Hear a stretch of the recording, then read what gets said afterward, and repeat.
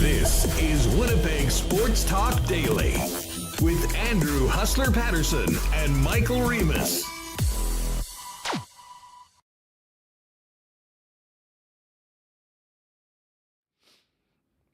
Hey, what's going on, everyone? Welcome to another, hopefully not the final, playoff game day edition of Winnipeg Sports Talk Daily. Game 5 tonight. Canada Life Center, 8:30 p.m. start. The Jets facing elimination, backs against the wall. Fire up the cliche machine because it is win and stay alive tonight for the Winnipeg Jets against the Colorado Avalanche. We are all over tonight's game. We'll hear from Jets captain Adam Lowry. We will hear from Cole Perfetti, who is back in tonight to play his first playoff game this year for the Winnipeg Jets. And we'll also hear from Rick Bowness. Some big shakeups to the forward lines. A defenseman we haven't seen yet coming into the series. And I've been busy with Lock Shop and doing some other stuff, but I have not checked Twitter.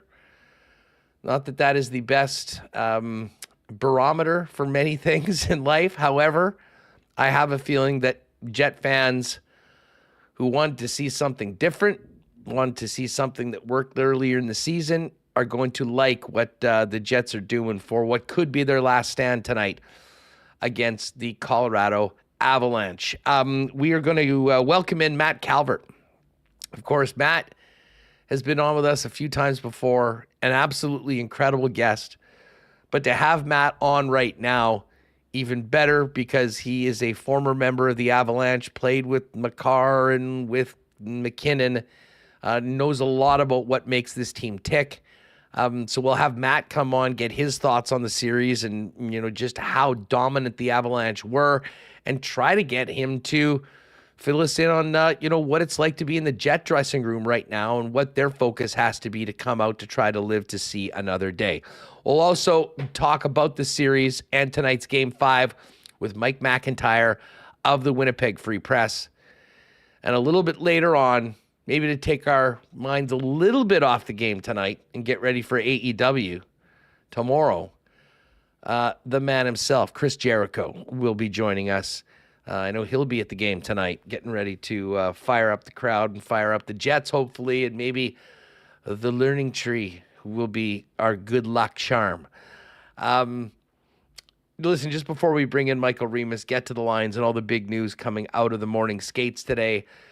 Big welcome to everyone listening on podcast. Thanks so much for making us a part of your day, and as well to everybody in our game day chat here live on YouTube. If you're just popping in or you haven't been here before, welcome. Appreciate Jamie and Sarah sending some people over after ground control today. Hit that subscribe button and hit that thumbs up for today's episode. Give us a like. We are here every Monday to Friday, 1 p.m. Central. Win, lose, rain, shine, summer, winter. If it's a weekday, we'll be talking sports, focusing on Winnipeg sports right here on WST at 1 p.m. each and every day. And we wouldn't be able to do it without the great support of the family of Winnipeg Sports Talk sponsors, including our newest sponsor, Rolly's Transfer, the great people at Princess Auto, Coolbet Canada, Little Brown Jug, Consolidated Supply, Modern Man Barbershop, Manitoba Battery, Canadian Club, Wallace & Wallace, F Apparel, Aikens Lake Wilderness Lodge, Royal Sports, Boston Pizza, the Winnipeg Jets, Breezy Bend, and we will get to a why not question of the day for the gang over at Not Auto Corp at Waverly and McGillivray. Michael Remis, get in here.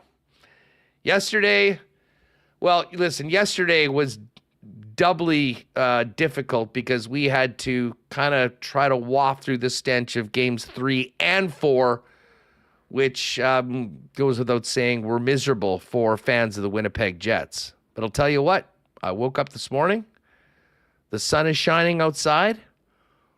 We got an NHL playoff game in a downtown barn. And while I'm not calling a Jet win or anything like that, my enthusiasm, my excitement is in a very different place than it was yesterday. I'm looking forward to getting to the rink. I'm looking forward to seeing the fans. And I'm hoping that the Winnipeg Jets can step up and look a little bit more like the team that won 52 games in the regular season than the one that was not close to winning either game 3 or game 4. Yeah, they got embarrassed last game. It wasn't great. We talked about it. We're over it. We've moved on, and we know the Jets are more like the team we saw in the regular season than what we've seen in games 3 and 4 in the series. I agree. Coming home with all the fans, they made some lineup changes, which we're going to get to, but it just takes one game at a time, so it starts here. And, there's been some Avs fans in the comments. I see all the Avs fans coming in the chat saying, the Avs haven't really been that good on the road this year. We've seen Georgiev play pretty well, but we still don't trust him. And, again, the Jets, the Dams, they got to be able to generate something. And you think if they can get back to what we've seen, they can win. There's certainly a path for them to do that. But if they come out like last game or like they have in elimination games in the past, Ted Wyman mentioned that horrific read in the Winnipeg Sun, which he could put a warning. You don't want to read this. I blocked it. You don't want to read my it. Keywords and everything. Although I do support Billick and Ted. Yeah, Paul, I'll usually be on top of that content. That is not something I want to put anywhere close to my dome today. We talk enough about that, and we have talked about it yesterday in the past before. I retweeted it. Ted saying the Jets' record in elimination games and writing in detail about St. Louis, Montreal, Vegas, yada yada. 0 retweets, 0 likes. Good. Some people don't want to hear. And thank you, rest of X. And report Michael Remis for that offensive material. It was too offensive. Adam Lowry actually talked about that yesterday, saying that was last year. This is this year. We don't care about the past. We care about the present, and that's the mindset you have to have. And you do kind of have to have a one game at a time mindset, as cliche as it sounds. But we'll see how they perform with their backs against the wall. I'm expecting a big crowd tonight. People get fired up. Listen, support there's the team. Probably some people. I want to say this too, and I know. Listen, and I get it. I totally get it. Listen, playoff tickets, any tickets are expensive. Playoff tickets are particularly expensive. And listen, what we saw from the Jets in games 3 and 4 was the exact opposite of what you would want to inspire any confidence from the home fans. But as I said yesterday, what I hope that Rick Bowness is sort of, pounding away to his club. And what I think it's important to remember is that 2 terrible games do not make a playoff series, and they certainly don't make a season. This hockey team has given us a lot of great nights, a lot of great wins. They've battled hard all year, and I hope that for people that are maybe on the fence or not, let's just try and back up away from the weekend, as radioactive as it was, and try and, I hope the fans will put their best foot forward like they have in games 1 and game 2 and made the entire city proud again. And hopefully the hockey team can follow suit. Because as I said yesterday, I have no qualms about this. I mean, the Avalanche playing at this level are an absolute beast. And you could play your best game, or the Winnipeg Jets could play their best game. It doesn't guarantee beating Colorado at all. And it's important to remember that. I mean, this is not a series where you're being outclassed by the San Jose Sharks. This is the freaking Avalanche. They won the Cup 2 years ago.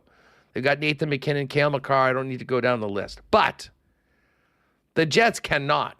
If it is their final game, you can't go out the way games 3 and 4 went. And I have every confidence that they won't. I think they will come with an energy, showing the pride that they have in themselves and each other, and then let the chips fall where they may. I mean, it's a game. There's breaks that go one way or the other. There are things that happen in a game that can completely turn it. I mean, they're not out of it as much as it felt like they were out of it after game number 4. And hopefully both the fan base and the team comes ready to lay it all on the line and give their best tonight. I'm going to be there up in the 300s. I hope to see many of you there. There probably are some people that are out or that had seats that are looking to get rid of them. You can probably get a better price on your ticket. I know Winnipeggers love a deal. I would suggest that there are, but if you do have seats, if you're looking to get some, let's try and get the positive vibes flowing right now on WST and carry them through until that late puck drop tonight and see what happens, where the chips fall when they're done. But, you said this to me on the phone earlier today, Reem, and I was pumped that you did.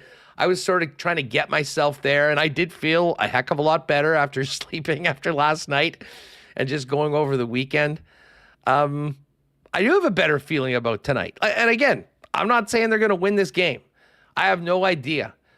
But I have no doubt that this team is going to show themselves, their coaching staff, their fans, that they are a hell of a lot better than what we saw in Denver. And that'll be a start. And you go from there and see if you can win a damn hockey game and get this series back to Denver. Yeah, it just takes one, and then, you need to win one on the road and another at home. So it's really just one game, actually, yes, because you just start with one and it moves on. As far as the tickets, the secondary market really bottomed out yesterday, but it's actually gone up. I don't know if that shows optimism from fans or that's saying, hey, people want to go and support. I thought that was interesting. And shout out to Dom Zappia. I mentioned the Jets' performance in elimination games. Those ones were on the road. This is at home with the home crowd. And if you can't get up for a game with those fans out there waving the white towels, painting their faces, screaming at the top of their lungs, blowing the roof off the building to 110 decibels repeatedly, then I don't know what to say. So I don't think we're going to see the Jets. I mean, I hope we're not. I mean, how could you after a performance like that? But I think that's the big question. Which Jets team is going to show up? Is it the team from games 2 and 3, or 2 to 4 that scored 5 goals, or the team that we saw in the regular season that was the best defensive team in the league, that has Vezina caliber goaltender, that has second in the conference? So we still haven't seen that team for a full 60 minutes. Can they find it and get back to their game? There's been times this season where we've been so down and out on the Jets, and they come out and put together a huge win streak through the Central Division like they did at the end of the year. There's a couple times where they went through bad stretches where they couldn't do anything. Well, literally only 2, and that's kind of what I keep going back to. I mean, it's an 82-game season. This team had 2 significant losing streaks, and that was it. Mm-hmm. And every time they had one of those bad series, they followed it up with a really good stretch of play. Now, again, anything beyond tonight is not worth talking about. You got to win a game and stay alive and get this series back to Denver. And then that would give us the opportunity to have another game day show on Thursday and talk about it. But, I mean, there was that one losing streak sort of at the end of January into February, and they snapped out of it with a couple of sort of less than impressive wins, but they were wins, and no one will give 2 bleeps if it's not a Picasso tonight, but they can get a win and keep their season going. And then turn that into some strong play. And I think many would say that 6-game losing streak that they had sort of after the trade deadline led into arguably their best run, which included a 7-0 thrashing of the team they're playing tonight and a 3-0 win in Dallas. By the way, shout out to the Dallas Stars. No quit in that team. Nice win last night. That series is 2-2. They are not done yet, apparently, although many people had written them off. So we'll see what the team can do tonight. But, I mean, listen, we'll get to this. We're going to hear from the captain in just a minute. But, Remis, we got to get to the lines because Rick Bowness did say that things would look different tonight. And he said it was both due to injury and performance. First off, Vlad Nemetsnikov hasn't eaten, not feeling great, has a colorful cheekbone and a broken one, is out. The fact that they said that he might have played today, I thought was insane. And Brendan Dillon, unfortunately, is out as well. So back on the blue line, Logan Stanley is out and Miller is in. And Miller's going to play with Nate Schmidt. Schmidt moving to the left side. Pionk and Sandberg. DeMello and Morrissey. And if for no other reason, I like this move. Like, I'll be honest, I wasn't too impressed with what Colin Miller did in his limited time in the lineup so far. But just having the guys on their right sides, like the amount of times we've seen Jets defensemen with their back to the play, trying to clear the zone or make a pass on their backhand in this series has been significant. I think the Avalanche have really sort of targeted that. So just having guys on their right side is a nice change up, and hopefully that helps them be a little bit more efficient in moving the puck out, because if you can't move the puck out, it's staying in your zone, and we know what happens when the puck stays in your zone too long. We've seen too much of it as of late. But up front, Ehlers, Scheifele, Velarde. Sound familiar? Yes, of course. It's the line we've talked about for months. It's the line that a lot of people were hoping that we would see beforehand. And listen, I did say at some point, fans, we're going to see this line. Mark my words. Unfortunately, if it doesn't come by choice in the regular season to get it going, it's probably going to be what we see when the team is on their last legs in the playoffs and they move back to it trying to find some answers. Well, here we are. Game 5, down 3-1. Hopefully better late than never. Ehlers, Scheifele, Velarde, the top line. Cole Perfetti is in. And he's in the top 6. I know some people thought that he'd be going to the 4th line. That's nuts. If you're putting him in, you're putting him in the spot to succeed. He's going to play with Sean Monahan and Kyle Connor. The Lowry line is back together. Appleton, Nino, Lowry. That has been the most consistent line. They've actually done a pretty good job on McKinnon throughout this series. So they're getting that opportunity. And on the 4th line, David Gustafsson in the middle with Vlad out, Iafallo on the left, and Tyler Toffoli on the right side of the 4th line. And I got to say, Reem, I wasn't expecting these lines. I'm not sure whether maybe Arnie got into Bones' head and said, listen, this is it. Like, it's now or never for some of these looks. I don't think Tyler Toffoli has done much. He is a very, I mean, listen, you can always swap that out as well if things aren't going well for Cole. But I think Cole's going to have, we'll hear from him in a minute, he's going to have massive jump tonight in his in the boot, to getting a chance to go in and prove himself in the playoffs. And I think, playing with Kyle Connor and Sean Monahan, there's they got to get something out of that second line. It wasn't happening. I think we saw when Ehlers went back up with Scheifele and at the time Connor in the 3rd period, we saw at least some life out of the team, which was important. And listen, we know what the Lowry line's job is as well. So I don't know about you. I mean, I figured at some point we'd see it. This is last call, if you will, if they can't get the job done.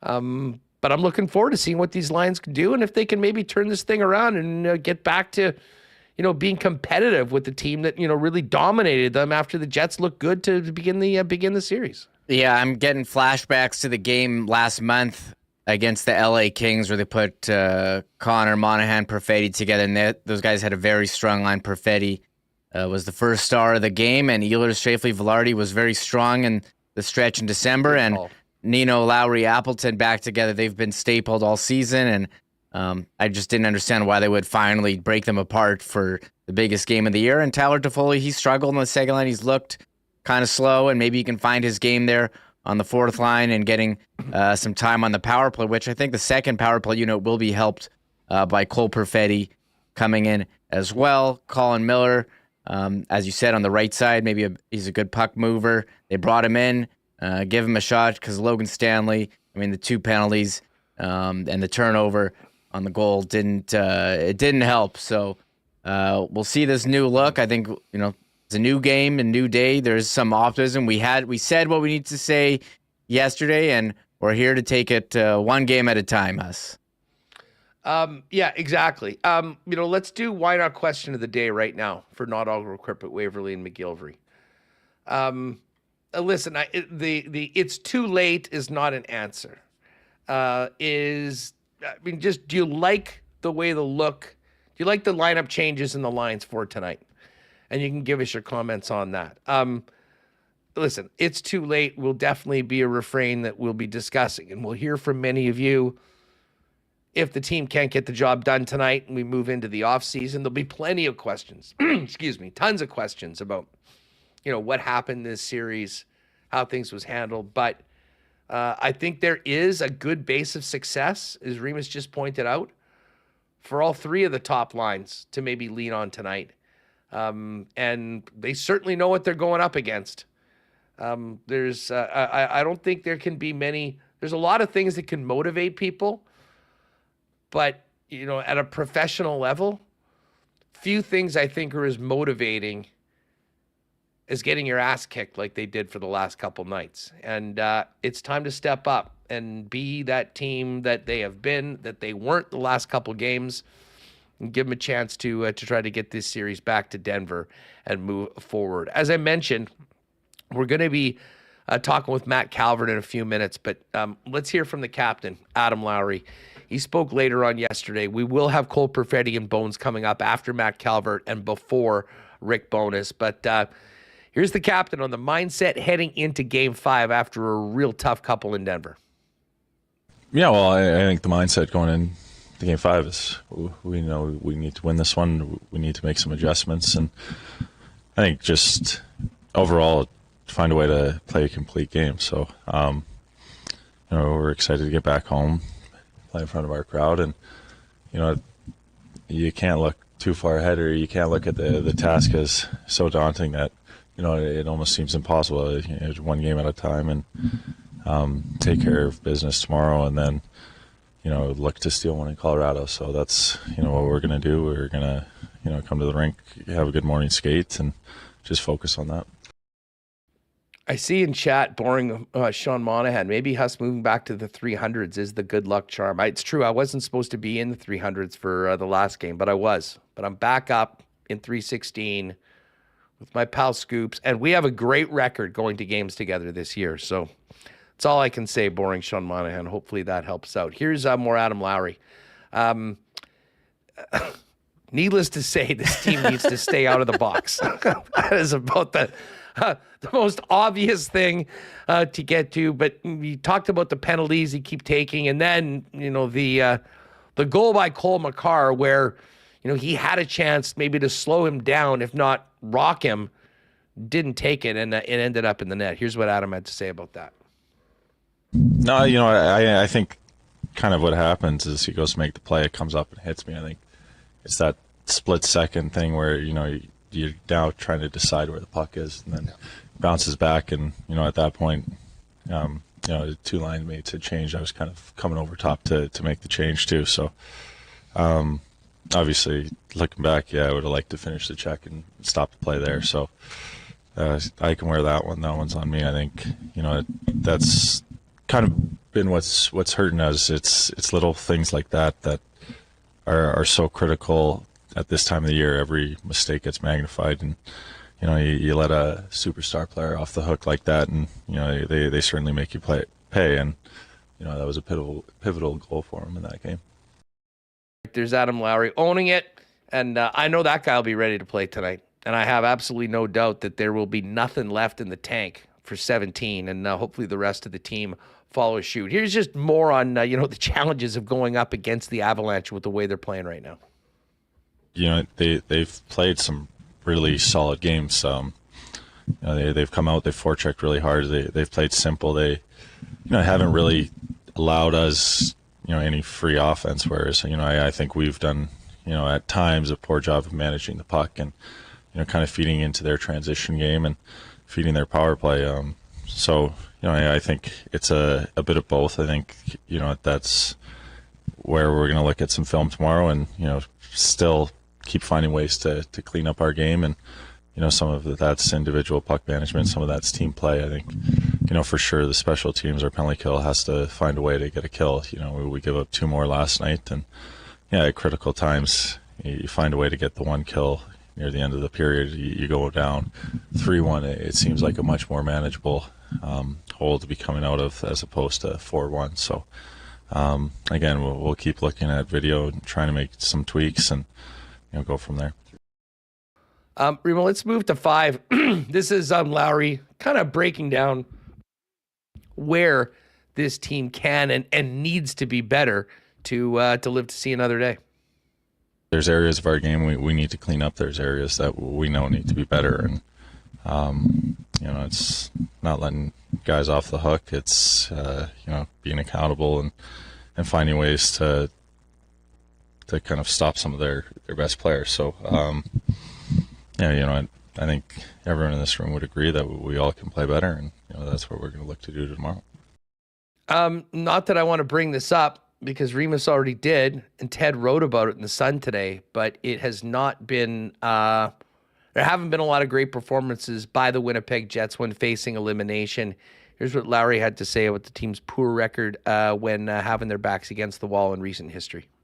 I think if you just live in the past, you kind of lose sight of the present and what's going on. I think every playoff series is different. Every, playoff year is different. Teams are different, right? So, there's certainly going to be a narrative that has happened, and the history backs that up. But we're focused on this series with the Avalanche, and how we get out of this and how we get the win in Game 5.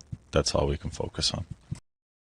More from the captain, and it's not as much geared around tonight, but of course, listen, Connor Hellebuck didn't get a lot of help on the weekend. It has been a rough series for he and his teammates, but he did get the Vezina nom. He's the favorite to win the award, and Lowry spoke on that as well. I think we all kind of knew that was coming. He's been tremendous for us all year. I've said it before. I think he should be in the Hart conversation. He's so valuable to our team, and him and LB, the backbone of our team. So they both had tremendous years, but it's a nice nod to Connor to be recognized for the amount of work he puts in his stellar play all year. So maybe that's just the boost our team needs to go into Game 5 with a little optimism, a little positivity. All right. Well, if the team can maybe shape up a bit in front of him, and Hellebuck can have his best game of the series, now, that certainly is a part of the winning combination. Whether we'll get it, we will see tonight, coming up at 8:30. Listen, just before we bring in Matt Calvert, if you listen, summer, it's way better to move in the summer than in the winter. But 12 months a year, if you're looking to take the most of the stress out of moving, talk to our friends over at Rolly's Transfer. Family owned and operated for 60 years in Manitoba. The most well-connected moving company in southern Manitoba through their logistics business, which gets you flexible times and dates and the best rates around. The easiest way right now, they've relaunched their website. It's phenomenal. Rollys.com, Rollys. And just go up to the top of the screen on the right side, click on Request a Quote. They've got a very quick turnaround time. One of their friendly staff will give you a call and set it all up to take most of the stress out of your move. Rolly's is Manitoba's trusted name in moving services for over 60 years. Find out more and get moving with Rolly's. Request a quote today at Rollys.com. It is beautiful outside today, and it's making me think about the golf course. Hopefully the tee times for the Jets can wait a while. But if you have irrigation needs, you got to talk to our friends at Consolidated Supply. They are the leaders in irrigation systems for both, residential properties, commercial as well. They've been working with the golf cart industry or golf course industry for years. They've also got artificial turf, golf carts, both new and used, as the exclusive club car dealer in Manitoba. and other great options for your property, including hot tubs and amazing outdoor kitchens. And of course, they are the leaders in small engine parts and repair. So much Consolidated Supply can do for you. Pop by and see them at their showroom, open to the public, 1395 Niagara Road East, or find out more online at cte.ca. If you have one of those golf carts or maybe a big truck or farming equipment getting ready for a big season, you better make sure that those suckers are powered up. Donnie and the gang at Manitoba Battery have you covered with that. Manitoba Battery has the best prices in town, period, when it comes to batteries of all shapes, sizes, makes, models, beating the pants off the big box stores. They'll also deliver them to you for free with any purchase over $60 inside the perimeter of Winnipeg. But right now, they've also got the massive spring sale going on. So before you do anything, go to manitobabattery.com, check out their spring sale. You can order online or pop by either of their locations. Of course, the original location at 1026 Logan Avenue and the brand new location on Dover Court in the south end of the city. And hey, as we get into spring, fellas, if you need to get that look tightened up a little bit, you better make a reservation or an appointment, I should say, over at Modern Man Barber Shops, now with 8 locations in the city of Winnipeg. Modern Man has you covered with great haircuts, beard shaping, shaves, color services, and more, all with a fantastic selection of men's products to keep you looking great throughout the month. Make an appointment and book your look right now at modernmanbarber.com. And make sure to give him a follow on Instagram as well at Modern Man Barber Shops. We're going to hear from Rick Bowness and Cole Perfetti coming up. But first, let's welcome in former Avalanche and great friend of the show, Matt Calvert, who joins us from Brandon. Matt, great to have you back on Winnipeg Sports Talk. How are you? I'm doing great. My family and I are actually coming into the game tonight, so gearing up for that. Excited for it.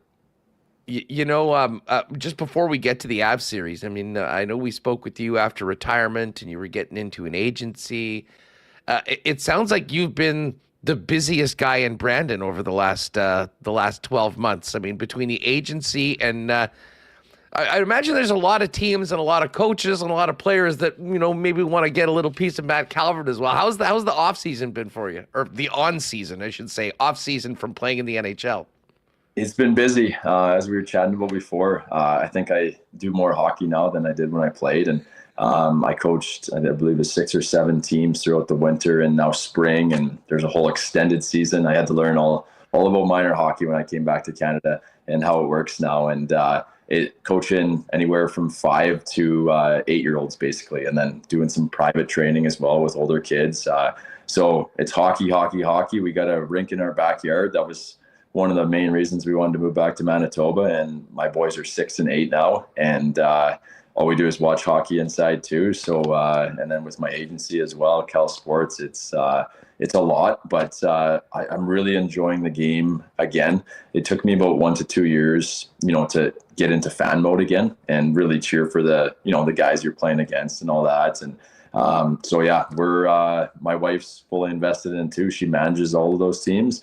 So it's we're a hockey family. Hey, you know what? I have to ask you, how different is the hockey world right now than when you were younger? And do these young players, it seems like less and less of them are playing other sports right now. Well, what's your take on all of that?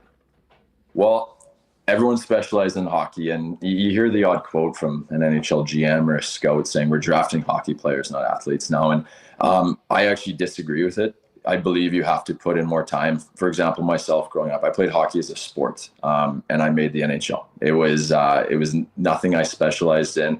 I don't know if you guys know the Plons, but they were kids that specialized in hockey. They did play other sports, but it was hockey. For me, I played baseball, I played volleyball, I played golf, soccer, track. Track was actually my number one sport growing up.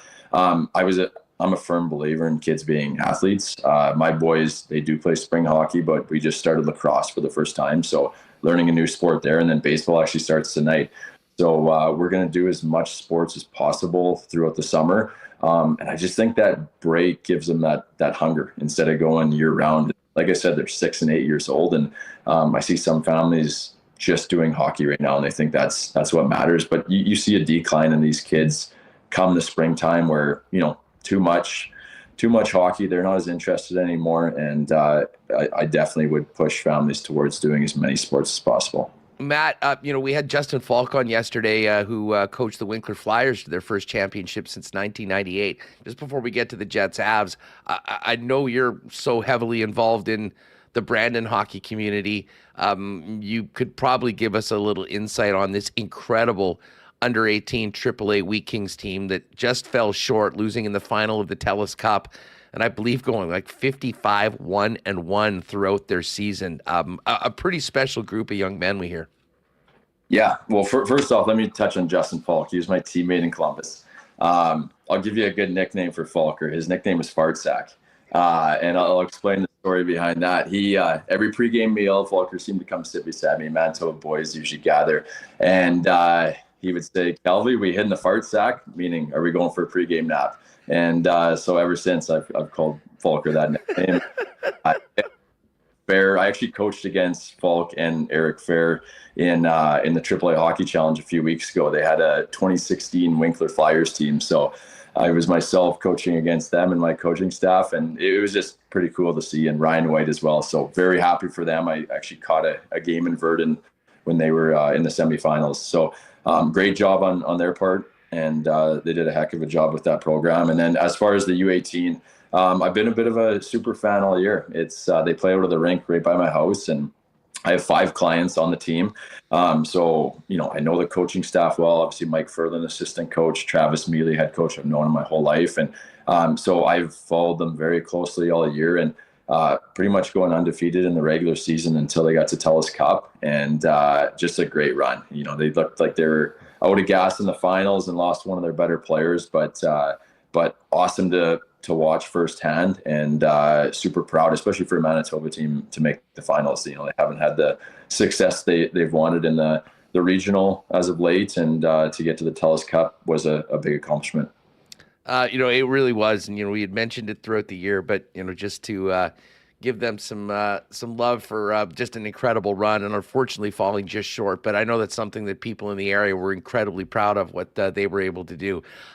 Matt, and it was nice to talk to Justin about a good news hockey story yesterday and talk about the Wheat Kings, because this last week has been pretty rough. The Moose bounced in 2, and after a 7-6 win in game number 1, the Avalanche have completely taken over this series against the Winnipeg Jets. I will forgive you your Avalanche roots in this one, but from you watching all the games, how has this turned so heavily towards the Avalanche? And well, we'll start there, and then we can kind of take on. This has been all Colorado. I can't remember 2 more lopsided games in a long time than the ones we saw in Denver. Yeah, I followed along right from game 1. I watched a live game this year. One of the goalies who represent Yuri Patera, he was starting for Vegas, and I was in Denver at the time, so it worked out great. And he played an awesome game. And I said after to him, I said, they had 6 or 7, maybe even 10 more scoring chances that could have went in, and he made big saves on. And they were at their best that game, the Avalanche. And for me, predicting the playoffs, did they have the best finish to the season? No. Did they have confidence in their goalie? He was struggling a bit, so he needed to find his game. But it's when they're playing at the top of their games, it is hard to match. And you watch Lowry's line matched up against McKinnon's, and McKinnon plays 24 a night. Can Adam Lowry's line play 24 minutes a night? And they're doing all the right things. They're working hard. They're competing. McKinnon enters the zone. They have 1, 2, sometimes 3 guys on them. And this is where his game's evolved so much. It's if you have 2 or 3 guys on them, what happens with your teammates? They're wide open. Well, he's passing to Kel McCarr. He's passing to Mikko Rantanen and Val Nichushkin. There's a lot of talent. There's a lot of depth. And for the Jets to match that, as you've been seeing in the games, it's hard to keep up with their speed. And that's one thing Chris McFarland builds and Joe with their teams is team speed. You even look at the third line in Wood and Colton, they can fly. And with the talent they have on the back end, it just puts pressure on teams. And throughout a 7-game series, as we're seeing, it's a war of attrition, and they're wearing the Jets down from what I've seen. And I really respect the way the Jets play and how good of a team game they have. But It's just, if the Avs are on at the top of their game, they're tough to match. Well, they've just seemingly taken away, I mean, a lot of the things that Winnipeg has done, so well throughout the season. I mean, this wasn't just like the Jets won 52 games. I mean, and what's maybe most stunning is that they swept the season series against the Avalanche, including, blowing them out 7-0 in a game that the Avalanche said was the most important part of the year. But, from a coaching perspective, Matt, I'll ask you this in that way. It seems like the Avs, like the Jets haven't been able to break out of their own end very well. I mean, they have been so on their heels with the forecheck and the speed of Colorado, seemingly knowing where the puck's going, or at least being on them, a lot better than Winnipeg is doing. The Jets, a lot of times their offense is done before it even starts. Has that been a change for Colorado, or is that just a team that knows what it takes to win in the playoffs, that remembers the loss last year, getting to the top of the mountain 2 years ago, and refocusing in on doing everything they have to do every shift to win? I think it's a combination of it all. It always goes back to team speed for me. I always use this example with my young D-men. There's a lot of offensive D-men out there. Okay, you don't see the stay at home, and I bring up Cale Makar a lot. Obviously, Cale Makar is very talented, but his battle for playing defense, Cale, you don't have to be rugged, you don't have to be tough. He's going to outskate you. And I think you watched a clip, it was 2 years ago when he was against McDavid. I don't know if it was regular season or playoffs, but he literally tracks McDavid the whole time. He does nothing fancy. He just skates over him, takes the puck. And it's these young D-men, everyone so skilled and they skate so well now. Well, that's it. If you can't defend, it's because you don't want to, because you can outskate anyone on the ice. And that's one thing the Avalanche can do. Everyone can skate. And that's why team speed is their biggest emphasis. And then you had the talent they have and coming at you in waves. And like I said, if you're on McKinnon and he's putting the pressure and getting you in your zone, and then you're spending a minute in your zone defending them, you don't have the energy to break the puck out. And every line seems to be coming in waves against the Jets like that. And that's kind of what I've seen from that point of view.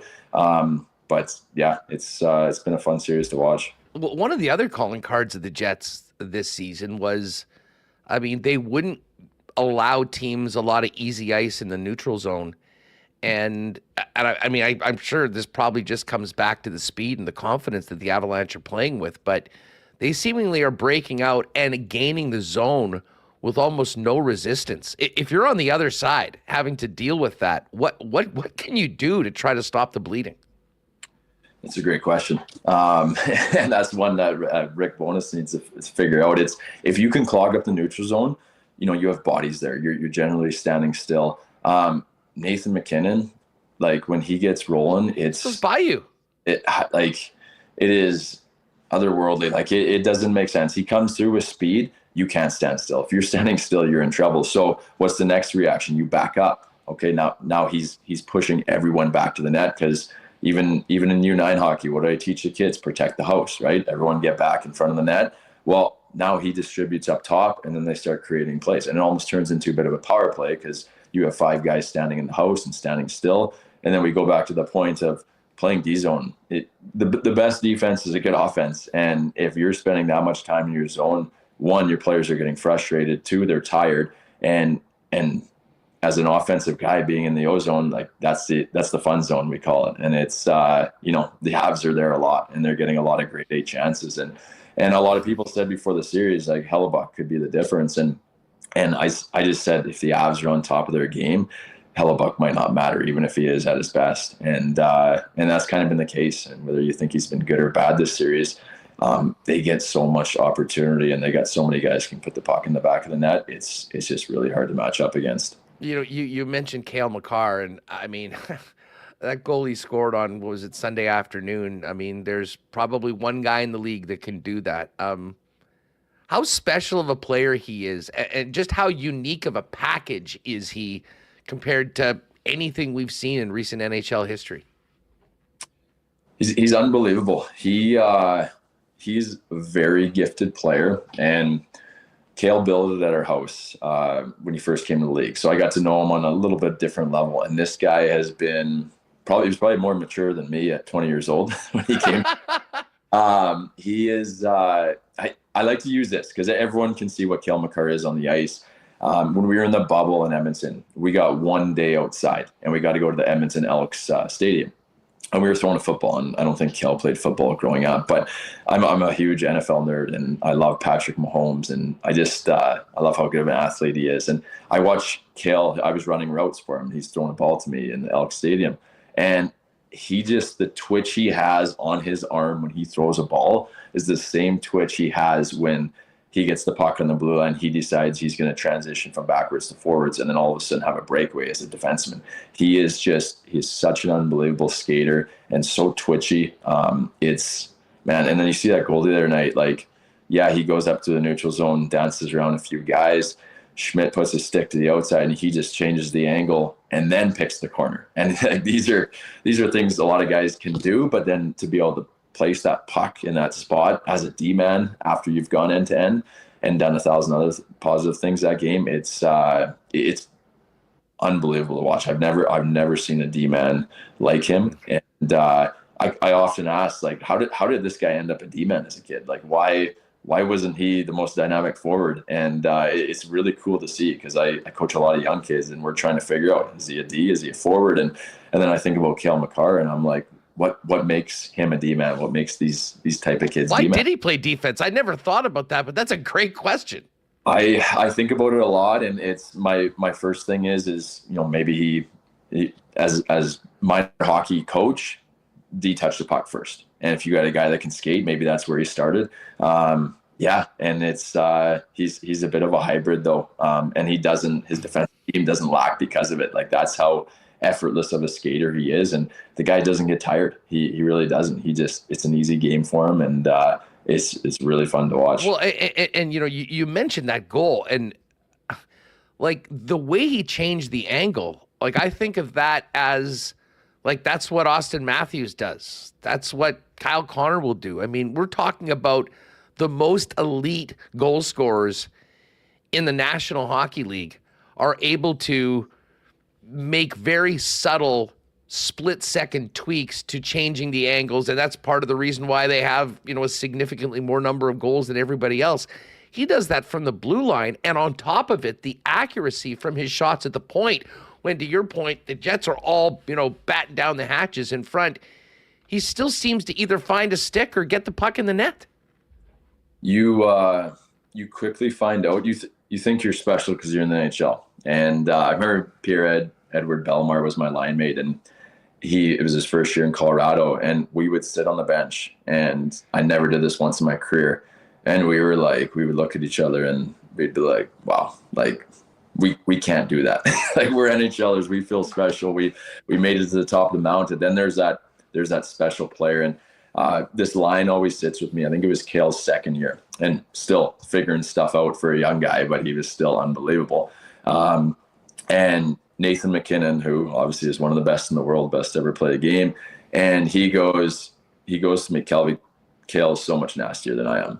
And I'm like, well, you're pretty good too. But he goes, it's not even close. He's like, I got to work for everything. And Nate does. Nate works for everything. He's the guy that's out there after practice. He's not happy. I use him as an example for my kids all the time.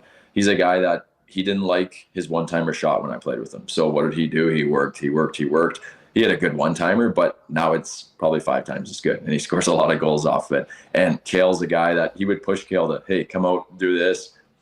Cale is just naturally that talented. And not that he doesn't put the work in as well, but he is just on a whole other level than the rest of the league. It's funny. We had a conversation about McKinnon, just what an incredible skater he was. And then, he kind of talked about it for a few minutes and then said, and he might not be the best skater on the team. Wrap your head around that because, of course, you got Cale Makar there as well.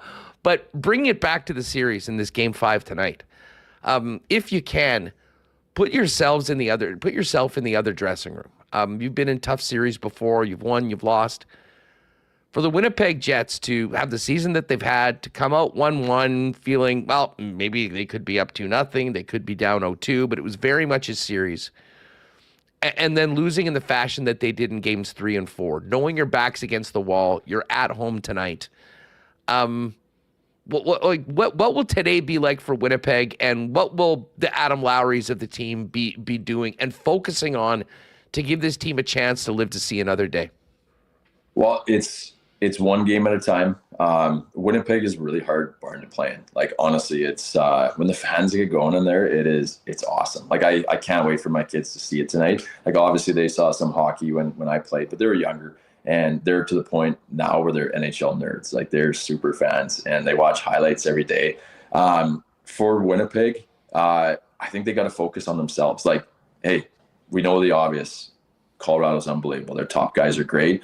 You're going to have to play them hard. But, like, now we need to create. We need to focus on what we can do, our top lines. Yes, we have a shutdown line. That's great, whether they're matching up again tonight. But the focus has got to be on their top six scoring goals and trying to match what McKinnon's line does, what Nichushkin's line does. But I think it's got to be, we got to get back to doing what made us successful here, because they were ahead of them in the standings. Like, are they as sexy as a team as Colorado? Absolutely not. But they're there for a reason, right? And that would be my message in the room. And, as long as frustration or defeat hasn't set in, I think they just got to go do what they've done all year. Well, there's different ways to win hockey games, and they'll have to find a different one, because I guess what was they were trying the last couple of games wasn't working. And if you play into the Avalanche hands, well, you'll probably lose. And we're seeing the best of the Avs right now, and it shows, the championship pedigree, the leadership, the having been there before, the way that they were able to really turn it around from the end of the season, and an opening game where they gave up 7 goals to be playing the way they are right now. Before we go, Matt, anything else really catching your eye through the first round of the Stanley Cup playoffs outside of this series?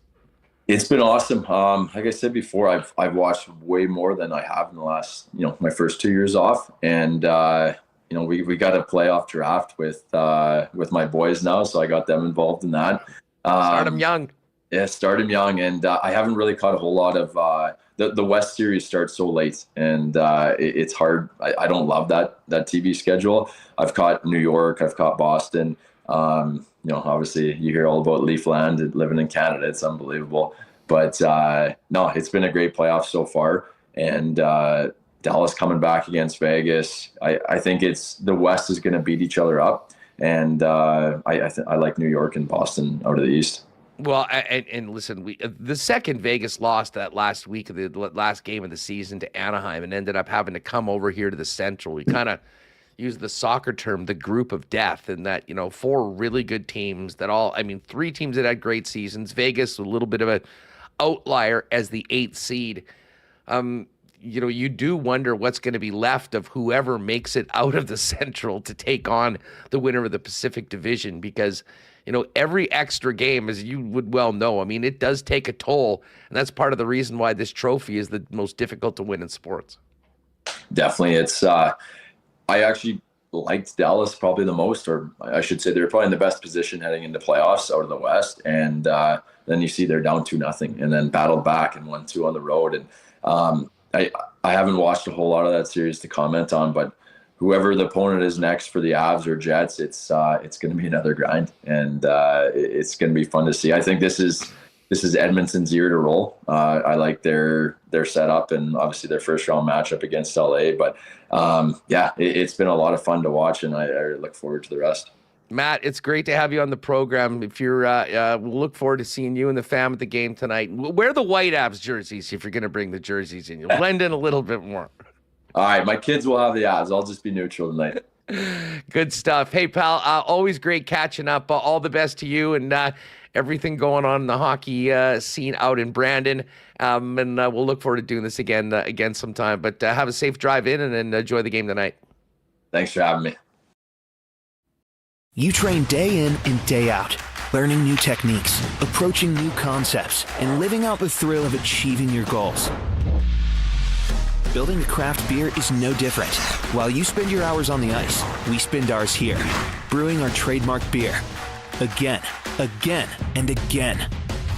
Here's to pushing the status quo and challenging ourselves to build something memorable. 1919 by Little Brown Jug. All right, let's hope we're toasting a win tonight with a 1919 or a generic after the game. Gang, you know what? It's getting nice outside, and that means all those projects that had to wait through the winter, well, it's go time. And if you were thinking about making it go time on a new fence, you know you should be getting in touch with the experts at Wallace and Wallace, Winnipeg's fencing and overhead door specialists. You've seen their fences and trucks all over the city, probably because they've been serving residential and commercial customers since 1946. If your property needs the security and protection of a new fence, or if winter has done a number on your old one, give them a call. They've got vinyl, ornamental, welded wire, chain link, or wood fence, the right one for you and your property. And of course, if it's time to replace your garage door, they've got Winnipeg's largest selection of overhead garage doors. Give them a call, 452-2700.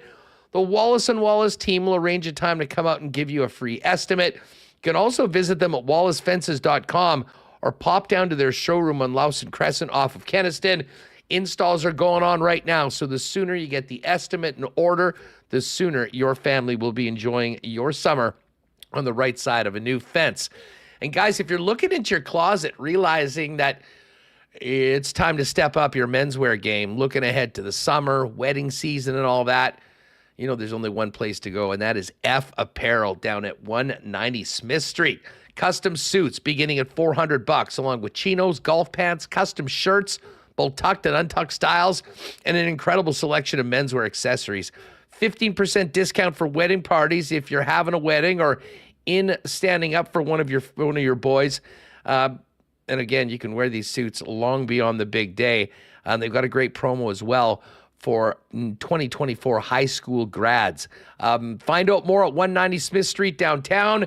Check them out online and make an appointment to pop in and see them and get fitted at EPH apparel.com. And a big shout out to our friends over at Aikens Lake Wilderness Lodge. I'm not sure whether Pat and Pitt are sticking around one more night to get Game 5 in, but the season is on this week at Aikens Lake Wilderness Lodge, and they'll be welcoming guests very soon. If you're looking for a world-class 5-star fishing experience right here in the province of Manitoba, where you can be on the water in less than 2 hours from the city of Winnipeg, Aikens Lake is the spot. And as world-class as the fishing is, the hospitality of the Aikens team takes it up another level. Find out more at aikenslake.com about availabilities for the 2024 fishing season today, as those availabilities and openings are dwindling.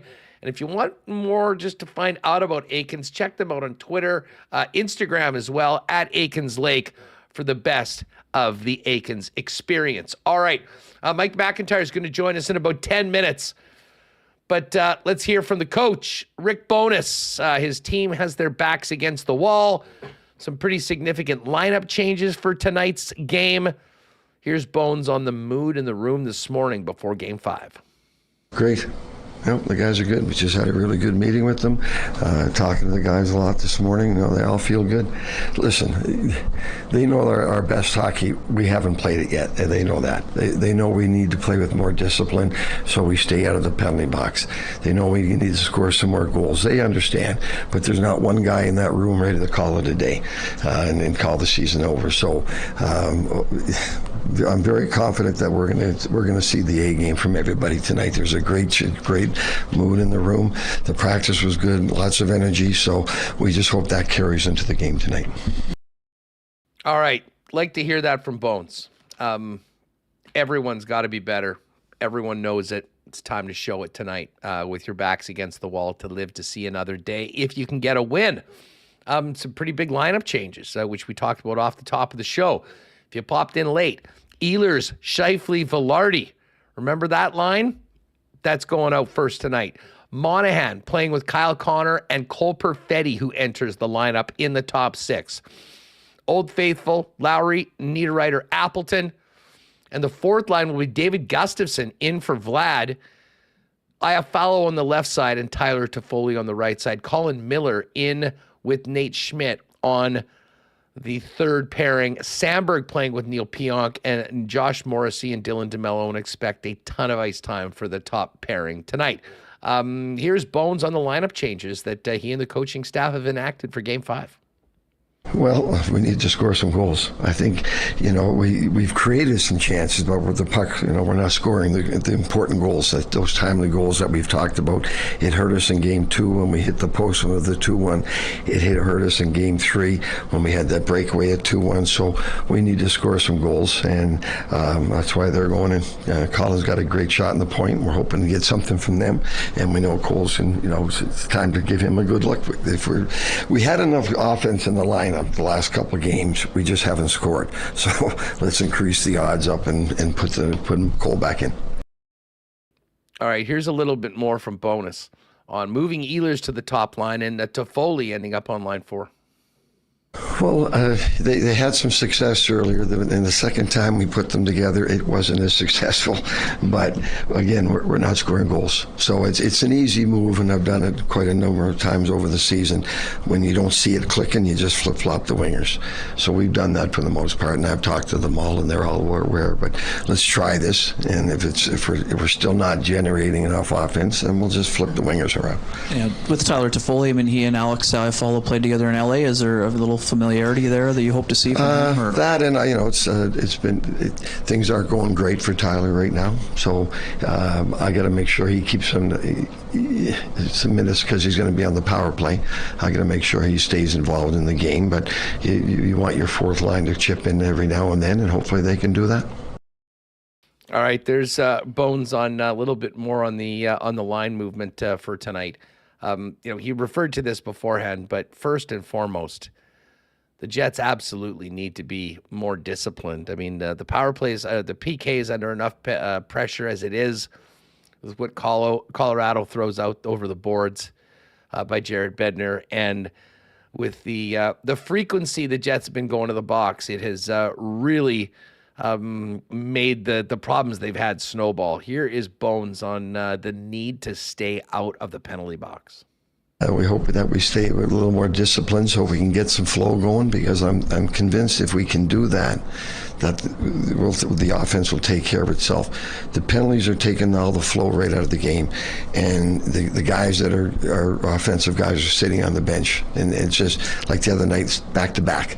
And I know they scored a minute into it, which cuts them out. Actually, there's only 3 very short penalty kills, but we just need to stay out of the box. We need to get that flow going, and then I think when you get that, both ends kind of take care of themselves. You're more in the game defensively, you're more in the game offensively. But when you're sitting there and there's penalties and it's disrupting the flow of the game, again, like I say, it's self-inflicted when we're taking those penalties. So we certainly need to play with a lot more discipline, and then I believe the flow of our game, both sides, will get better.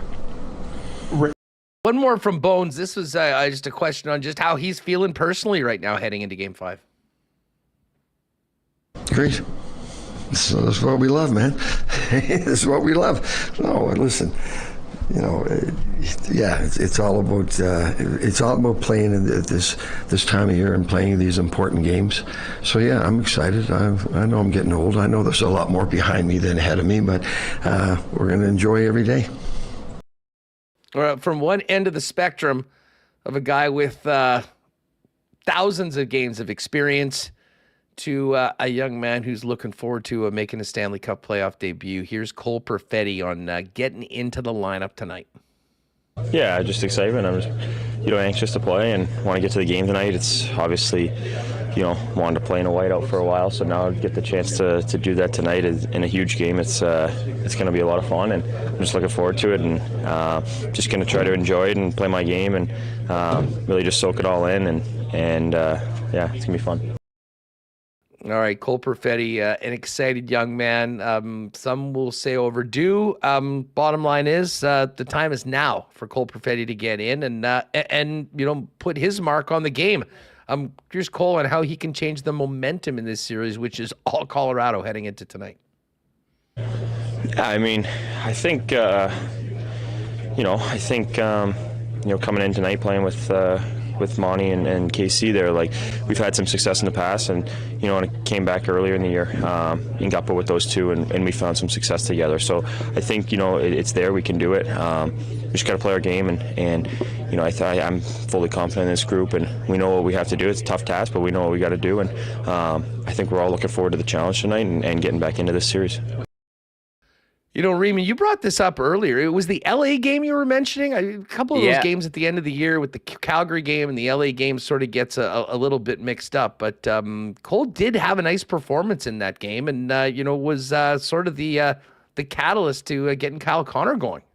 Yeah, I think they were together the Calgary game after, and yet Toffoli was on the third line because Niederreiter was injured, and I mean, that line was excellent, and LA's a playoff team. They play a good defensive style. That's what they're known for, and Perfetti certainly stepped up. He was passing around, but also scored a couple goals, going to the net, and picking the corner as well. So I'm looking forward to seeing what he can bring, and I think your Toffoli on the fourth line gives them a sniper on that line, and I think the top two maybe balances it out. So going with the change here, and I think we'll see. They need to get more goals. They're not going to win if they don't score more than 2 goals, and that's a number. Well, they scored 1 last game, but they haven't scored more than 2 in games 2, 3, and 4, and you're not going to win like that. So we'll see. No, not against a team like Colorado, that's for sure. And hey, Cole Perfetti, I mean, his calling card is offense. Here's Perfetti on just how difficult it was not being in the lineup until now. Yeah, it's been tough, but at the same time, I've been able to watch and learn the game a little bit more, and kind of what I've been trying to do is preparing in case I was going to get a chance, and watching those first 4 games, seeing what Colorado was doing to what we were doing, and how I could come in and try to help that, and I've just been trying to learn and watch and grow, and like I said, it hasn't been easy, but at the same time, tonight's going to be exciting. I'm so excited to get in and just really looking forward to it. All right, one more for Perfetti, then we're going to bring in Mike McIntyre. Here's what Cole had to say about what the Jets need to do to be successful and extend their season and get on that plane. I think we got to hold on to personally, one of my things, try to hold on to the puck a little bit more. I think they're obviously, we know what they are when they have the puck. They're very good, very talented, and they like to hold on to it and make plays, and they're dangerous off the rush and down low and whatnot. So if we can try to hold on to the puck as much as possible and keep it out of their hands in their zone, they don't want to defend. So if we can, try and keep them in their zone and hold on to the puck and not let them have it, then I think, that's going to be a big part of it. And just trying to get to the net, try to, playoff hockey is different. So I'm excited to see what it's all about, and get that experience and just, try to, I was feeling good the last couple of games of the regular season. So just try to ride that confidence and keep that going. All right, there is Cole Perfetti. Mike McIntyre coming up in just a second. I hope we're not on to Bomber season tomorrow. But I am very much looking forward to Bomber season and getting out to Princess Auto Stadium to see the Bombers try and get back to the Grey Cup, win it this year, and win another West title. Of course, Princess Auto, proud sponsors of the Winnipeg Blue Bombers, and now the new home of the Bombers with Princess Auto Stadium, and of course, headquartered here, founded right here in Winnipeg, coast to coast now, with everything you need to complete the projects on your list. Also, big supporters of the Jets and the Winnipeg Gold Eyes, who get going with training camp tomorrow.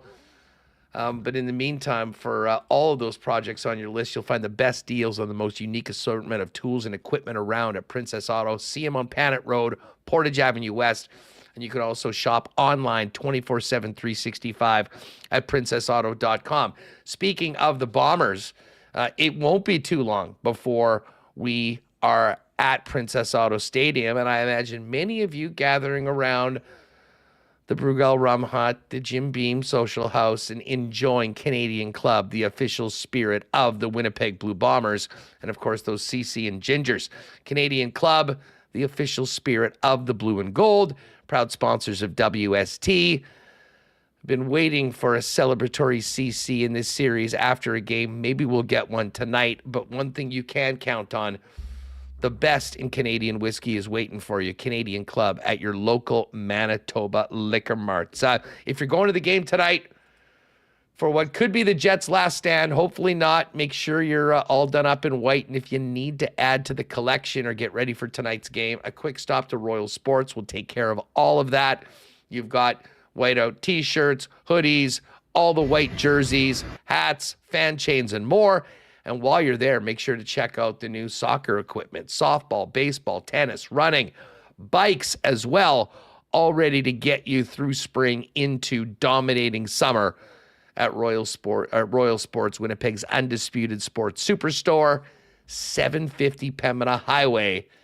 And 750 Pembina Highway. And of course, you can also follow them on Instagram at Royal Sports Pembina for the latest merchandise drops and sale information. And don't forget, if you don't have a ticket for the game tonight, or hopefully game 6, Boston Pizza is the place for fans to team up with the Cup for playoffs. Whiteout playoff parties happening at all local Boston Pizzas. New playoff menu featuring wing flights, the Sicilian square footer pizza, jalapeno popper dip, pick a player contest tonight. They're also giving away P1 lower bowl playoff tickets for every home game and a grand prize trip for 2 to the Stanley Cup final. Get your whitest, your brightest, and bring your crew to watch the playoffs at Boston Pizza. All right, let's welcome in Mike McIntyre from the Winnipeg Free Press before tonight's Game 5. Mike, what was the vibe around the rink this morning? We heard Adam Lowry from yesterday. Rick Bowness was pretty upbeat today. Cole Perfetti's excited to get into the game. But this team is in a real serious hole.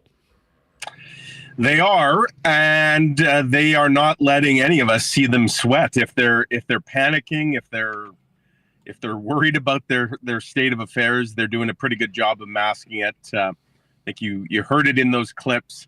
And Rick Bowness flat out said that they had a great meeting this morning after their morning skate, and he said this group is not ready to go home.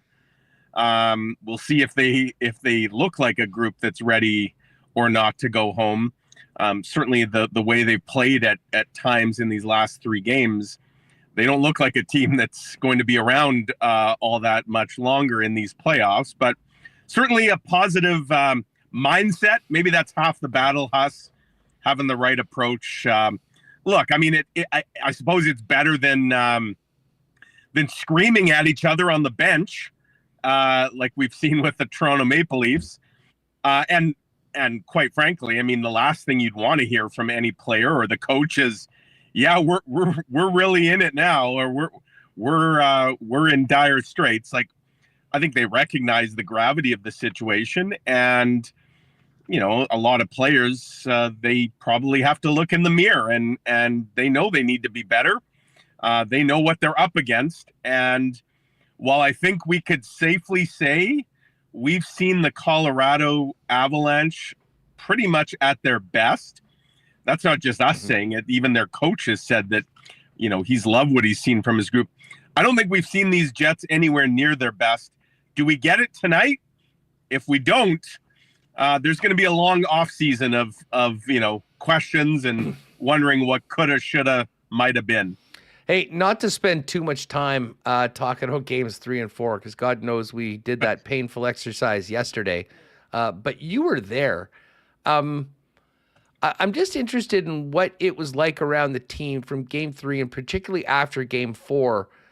When, to a man, almost this team looked nothing like it did in winning 52 games this season. How would you characterize just the state of the team leaving Denver before getting back home, sleeping on it, and getting ready to go tonight? Well, they were rattled, and I'll say this, Huss. I mean, I don't think it was just what happened in terms of the final score. Like, you look at the way both those games ended, there was, huge concern about their brother, Brendan Dillon on Friday night and Vlad Nemestikov on Sunday. Like, to have 2 straight games where blood is spilled all over the ice, and, those in the building are kind of shocked at what they're seeing. I got the sense in a way, like, the game almost, and the result of the game almost took a back seat, both games, to, real life and serious concern for their teammate. Now, on Friday night, like, there was no time for the Jets to process what had happened to Brendan Dillon before they had to come out and talk to us, because, like, it had literally just happened. He was still in the room, bleeding being tended to by doctors. And I can tell you, there was a lot of concern that injury was going to be a lot worse than it ended up being. But, I think if you saw or heard the clip when Josh Morrissey, first of all, they didn't even let us in the room, Huss, like they normally would, because presumably the room itself was a scene of absolute chaos. But I mean, Josh Morrissey, like the Jets had just imploded in that third period, obviously. And you could tell that was almost the furthest thing on Josh Morrissey's mind, given what he just saw Brendan Dillon go through. And then on Sunday, Vlad Nemestikov was on his way to the hospital in an ambulance. And there was also concern, about whether that was near his eye. I think a fractured cheekbone, ultimately, that was the best case scenario. And thankfully, that's all it ended up being. So it was odd for sure, because the Jets weren't at their best. And, there was frustration, obviously, at the result. But I think there was also a bit of panic and worry about their teammates. And, just add it all up. It was just, Huss, it was just a terrible, absolutely forgettable, 48 hours, or it wasn't even 48 hours between those two games. Like, just a nightmare scenario on many fronts in Denver. And, I got to think the Jets would love, obviously they want to get back to Denver because it means they won tonight. But I'd also like to think they'd like to try and just get that terrible taste out of their mouth. A place that they had some success this year, a couple of absolute nightmare outings for a lot of reasons. Yeah, I mean, it was an unmitigated disaster. I mean, I don't think there's any way to sugarcoat it. And the Avalanche were just on a couple levels above where the Jets were. And I mean, that's what was so crazy about the games, in that, we've seen the Winnipeg Jets play this team in a very, very different way. But it seemed like, there's no doubt about it, the Avalanche have raised their level of play to a place that we didn't see in the regular season. And you know what? That's what Stanley Cup winning championship caliber teams do. And it seems like, I imagine, around the team, like since, on that flight, I can't imagine what that flight like was back. I mean, particularly considering Nemestikov wasn't even on it. Right. Which, by the way, I know they delayed. They were waiting to see if he could join them. They actually pushed that flight back to see if Vladdy could make it. And then when he couldn't, because he was going to stay in hospital, I'm sure it was just a grim scene, on a number of levels. You're right, though. Like the Avalanche, Huss, I've watched parts of every series. I'm sure you have as well. A lot of folks listening, watching have. Who's beating the Avalanche if they're playing like this? Forget about the Jets. I know there's frustration. I don't know that there's any team that has a chance against Colorado. If this is how they're going to play, it feels like they're on another level right now compared to almost every other team, or literally compared to every other team. From lines 1 to 4, their D and their goaltending. No, it hasn't been great, but it's certainly steadied. And they just need their goalie to be okay if they're going to play like that in front of them. Well, I mean, I sort of agree with you on that. And I mean, listen, Georgiev was not good at all in game number 1 and led in the 7. But since then, and especially the 2 games in Denver, like, I'm not going to sit here and say, oh, Georgiev was really good. He outplayed. He barely had to do anything. I mean, right. Most of the Jets' chances were from the perimeter. They were not connected at all, and they were frankly on their heels for just about the entire 120 minutes of game time in Denver, which just goes to show you how far off of their game they were. And I think it's a combination of two. I mean, the Jets with 2 stinkers, but the Avalanche also playing at a really high level. Every single guy in that room knows they're going to need to be way better to be in this game, to give them a chance to win. Like I said before, you're playing a team as good as Colorado. You can play your best game. It guarantees you nothing. No. Other than you'll be competitive and you should be in the game. But I imagine there's probably some soul searching and to a man, a bit of some introspection that we are so much better than we just showed in these 2 games. And against this team that we played with and had very good success earlier in this regular season. and at times during the games in Winnipeg. And like we often talk about these litmus test games or whatever. This, I think, is a real test on the will of the Winnipeg Jets, the pride of the Winnipeg Jets to go out and play for themselves, their fans, their coaches, and everybody without any guarantees. But if you are going to go out on a very different note that this team has gone out in the past. Yeah, I mean, at some point, Huss, who is the NFL coach? Like, we are who we say we are, or we are what? Danny Green. They are who we thought they were. Right. At some point, the Jets are what their record is in the playoffs. And this is a team with much of the same core that has a terrible record since that great run in 2018. Like, in terms of rebounding after a loss, this team crumples after a loss and doesn't seem to be able to recover. And the record in the last few playoffs has shown that. And so you're right. Tonight is a big test. It'd be one thing if the Jets go out and play a terrific hockey game tonight, and the Avalanche are just a tiny bit better, or they get a couple bounces and the Jets lose. That's a lot easier to take into the offseason than no show. And, we all remember what the Jets looked like a year ago when they were on the brink. By the way, after winning game 1 and then losing 2, 3, and 4. Yeah, we know. Yeah, they put forward their worst effort. That can't happen again. I'd be stunned if it did. I don't think this group is going to repeat recent history. If they do, I mean, look out. The amount of ink that's going to get spilled and the spicy sound bites on your show and just around water coolers is going to be at an all-time high. So no, there's a lot on the line besides the obvious tonight, and trying to extend this series. It's almost as important as what the final result is. It's what the process looks like, because this team has not looked like itself, and they got to get their act together, and we'll see what happens tonight. But there's a lot on the line. Mike, towards the end of the season when the team was sort of struggling there on that losing streak, there was so much talk about the lines, and it was a common refrain of people wanting to see Scheifele with Velarde and Ehlers because of the success that they'd had earlier in the season. And, God knows we talked about it enough on this program. We were kind of hitting every angle of it, and everyone in the chat and, on Twitter and whatnot sending us in messages had takes on it. And I said on the show, listen, we're going to see this at some point.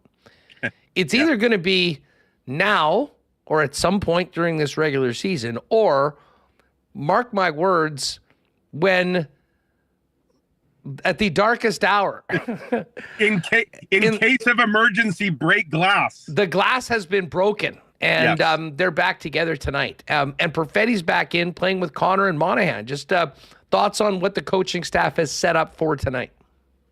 Well, and if you remember, I'm sure most do, Connor, Monahan, Perfetti, that was the line at the start of that 8-game winning streak to end the regular season. Those guys were together. I believe, Huss, it started in the game against the Kings, which the Jets won.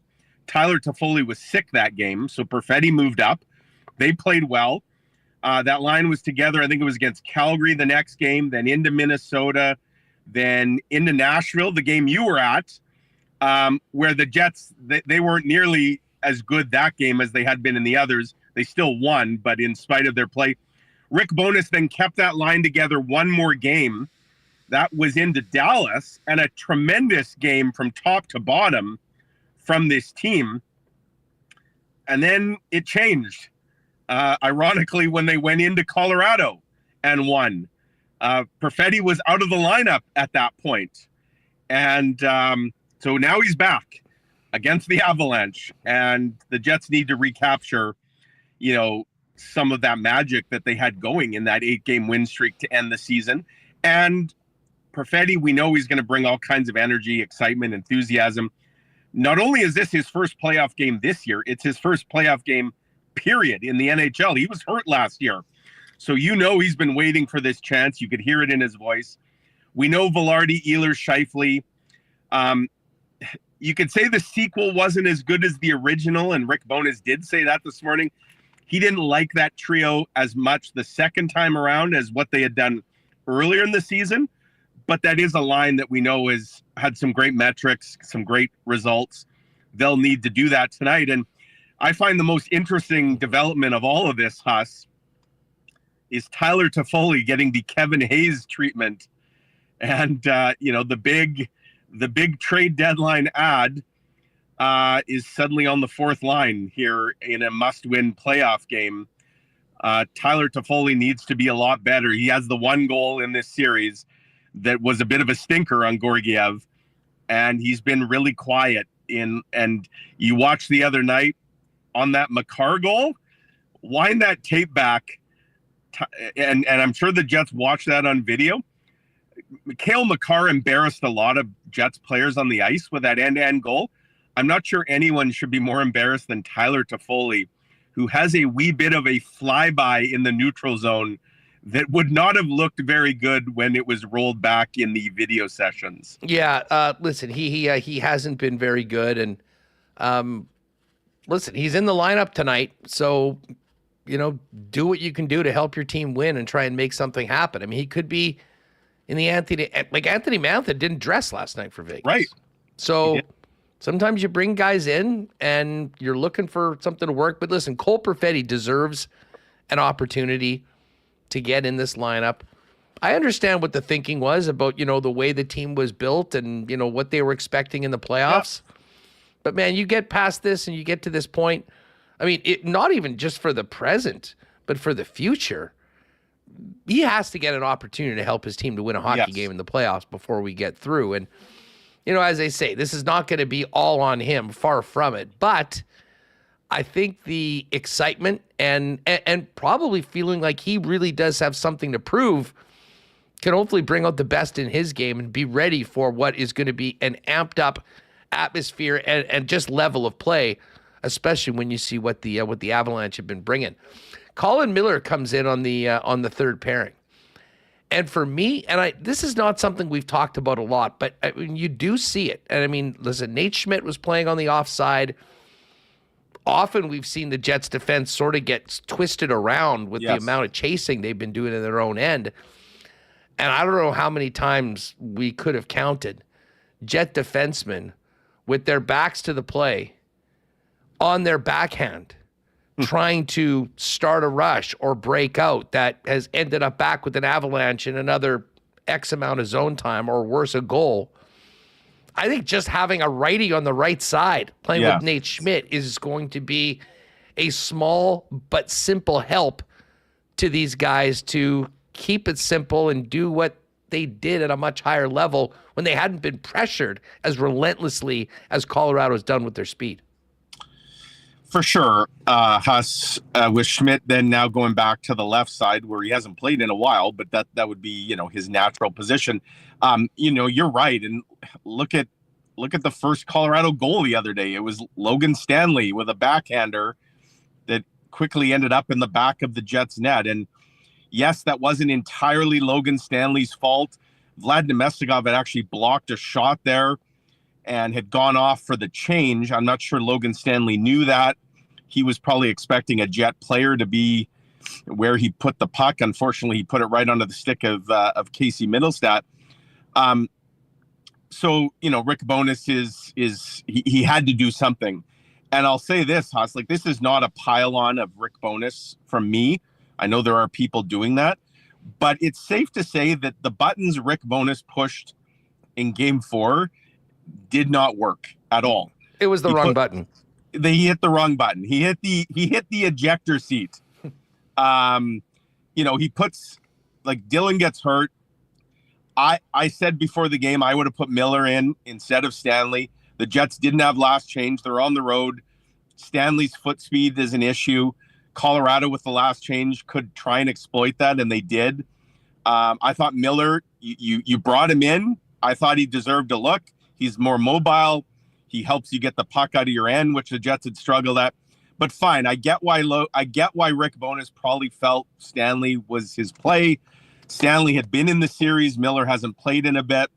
Stanley brings some physicality, which probably Rick Bowness felt they would be missing without Brendan Dillon. The Jets aren't losing this series though, Huss, because they're getting out muscled or out hit or out. It's not because they're not physical enough that they're losing. They can't get out of their own end. They're making bad decisions. And Logan Stanley contributed to that. So that was strike one. Then he puts Axel Jonsson-Fjällby in because he said he wanted to use him on the penalty kill. Jets take 2 penalties in the second period. Fjällby, for some reason, is not out killing either one of them. Now, the Jets do kill them. They then go to a third penalty in that period. Fjällby's not out there. They get scored against. Fourth penalty, Fjällby's not out there. They get scored against. And look who gets bumped to the second line in the third period. Fjällby, of all players, a spot that Cole Perfetti would have looked pretty good at and is going to play tonight. So, I mean, that was strike 2, the Fjällby move. And look who's not playing tonight in a must-win.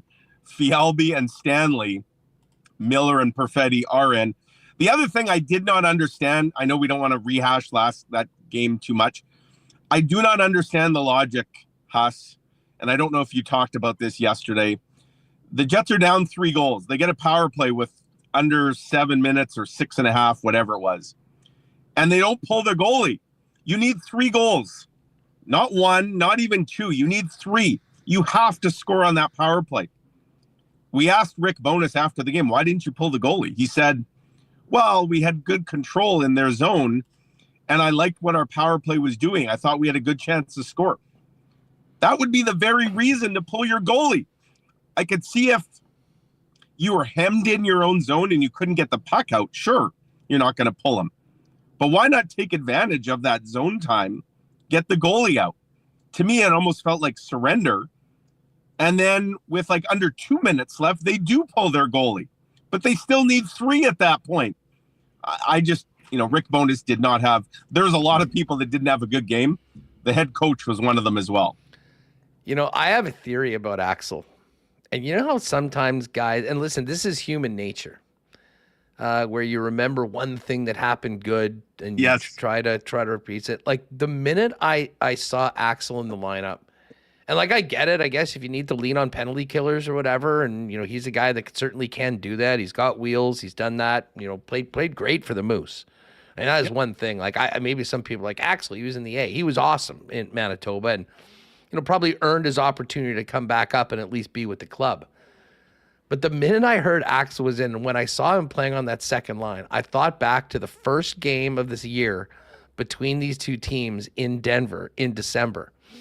And if you will recall, at the end of the first period in that game, on what should have been a nothing play, Axel Jonsson-Fjällby with like 6 seconds went in on a really hard forecheck, got his stick into a spot and caught, I want to say it was Byram maybe, off guard, turned the puck over, ripped it out to Adam Lowry, who shelved it. And that was a really key goal to get the Jets on the board going into the second period. And because it's the Avalanche, because they had something, I kind of felt like literally it was just sort of things weren't going well, and it was kind of playing a hunch of a guy that had some success against one team in one particular game earlier this year. Yeah. No, you're probably right, for sure. And look, I get the logic of maybe wanting some more speed in the lineup. If you're Rasmus Kapari, who's been on the roster all year, you're probably saying, what about me? I get why you'd put Fjällby, not Kapari in. Fjällby's been playing and meaningful minutes, as you say, and very productive minutes with the Moose. Kapari's largely been a healthy scratch for the last few months, with a few exceptions. So, I guess I get the thinking there. I don't understand then why you don't use him on the penalty kill when that was going to be the plan. And Rick Bowness' logic was he liked the first 2 penalty kills without Fjällby, so he didn't start him on the third. But he was going to use him, but then we got scored on. and then he was going to use them on the fourth, but we got scored on that one too. A bit of odd decision making for sure. Hey, it's never too late to do the right thing, and I think he's got. I would say the lineup tonight, Huss, is as close to the optimal lineup with what they have available. Again, there's no Dylan, no Nemestikov, no Barron. With what they have at their disposal, and sure, I know there'll be people debating, why didn't they call up Brad Lambert? Why didn't they call up Ville Heinola? Why don't they call up Kyle Capobianco, AHL Defenseman of the Year? Well, they didn't. So those guys aren't here. With what's here right now and what they need to do, I think in terms of who's in the lineup and what the lines look like tonight, from the 4 forward lines to the 3 D pairs, this is if they go down tonight, they're going down with what I think is the best lineup that they could possibly have fielded tonight. Mike McIntyre, the Winnipeg Free Press, with us. By the way, I see a bunch of Avs fans that have popped in. A lot of confidence. I can understand it after what's happened, but while you're here, hit that thumbs up button and subscribe to the channel. Whatever happens this series, we'll be talking Stanley Cup playoffs, and if the Jets aren't in it, you guys will be in, and another chance to hear people talk about the Avs. Hey, we've said for those of you folks just tuning in from Colorado, we've said a ton of nice stuff about your team. Your team is playing tremendous. And as I said, not earlier, much else to say at this point after what we've seen. I don't know who's beating the Avalanche. Honestly, I mean, I actually picked Edmonton before the playoffs started. Edmonton was kind of my team to come out. I did, by the way. I might be one of the few Winnipeg scribes. Let me just put this out there, that actually picked Colorado to win this series. I got a lot of hate mail from readers who. That's what happens. In fact, I had somebody suggest that my credentials should be revoked because I predicted that I shouldn't be allowed in the room anymore because I predicted Colorado to beat the Jets. Again, folks, my job is not to wave the pom-poms. Would it be nice to see the Jets win? Absolutely. Great for the city. People, a long playoff run would be awesome. I just felt, and it's kind of playing out. I didn't expect it to play out quite like this.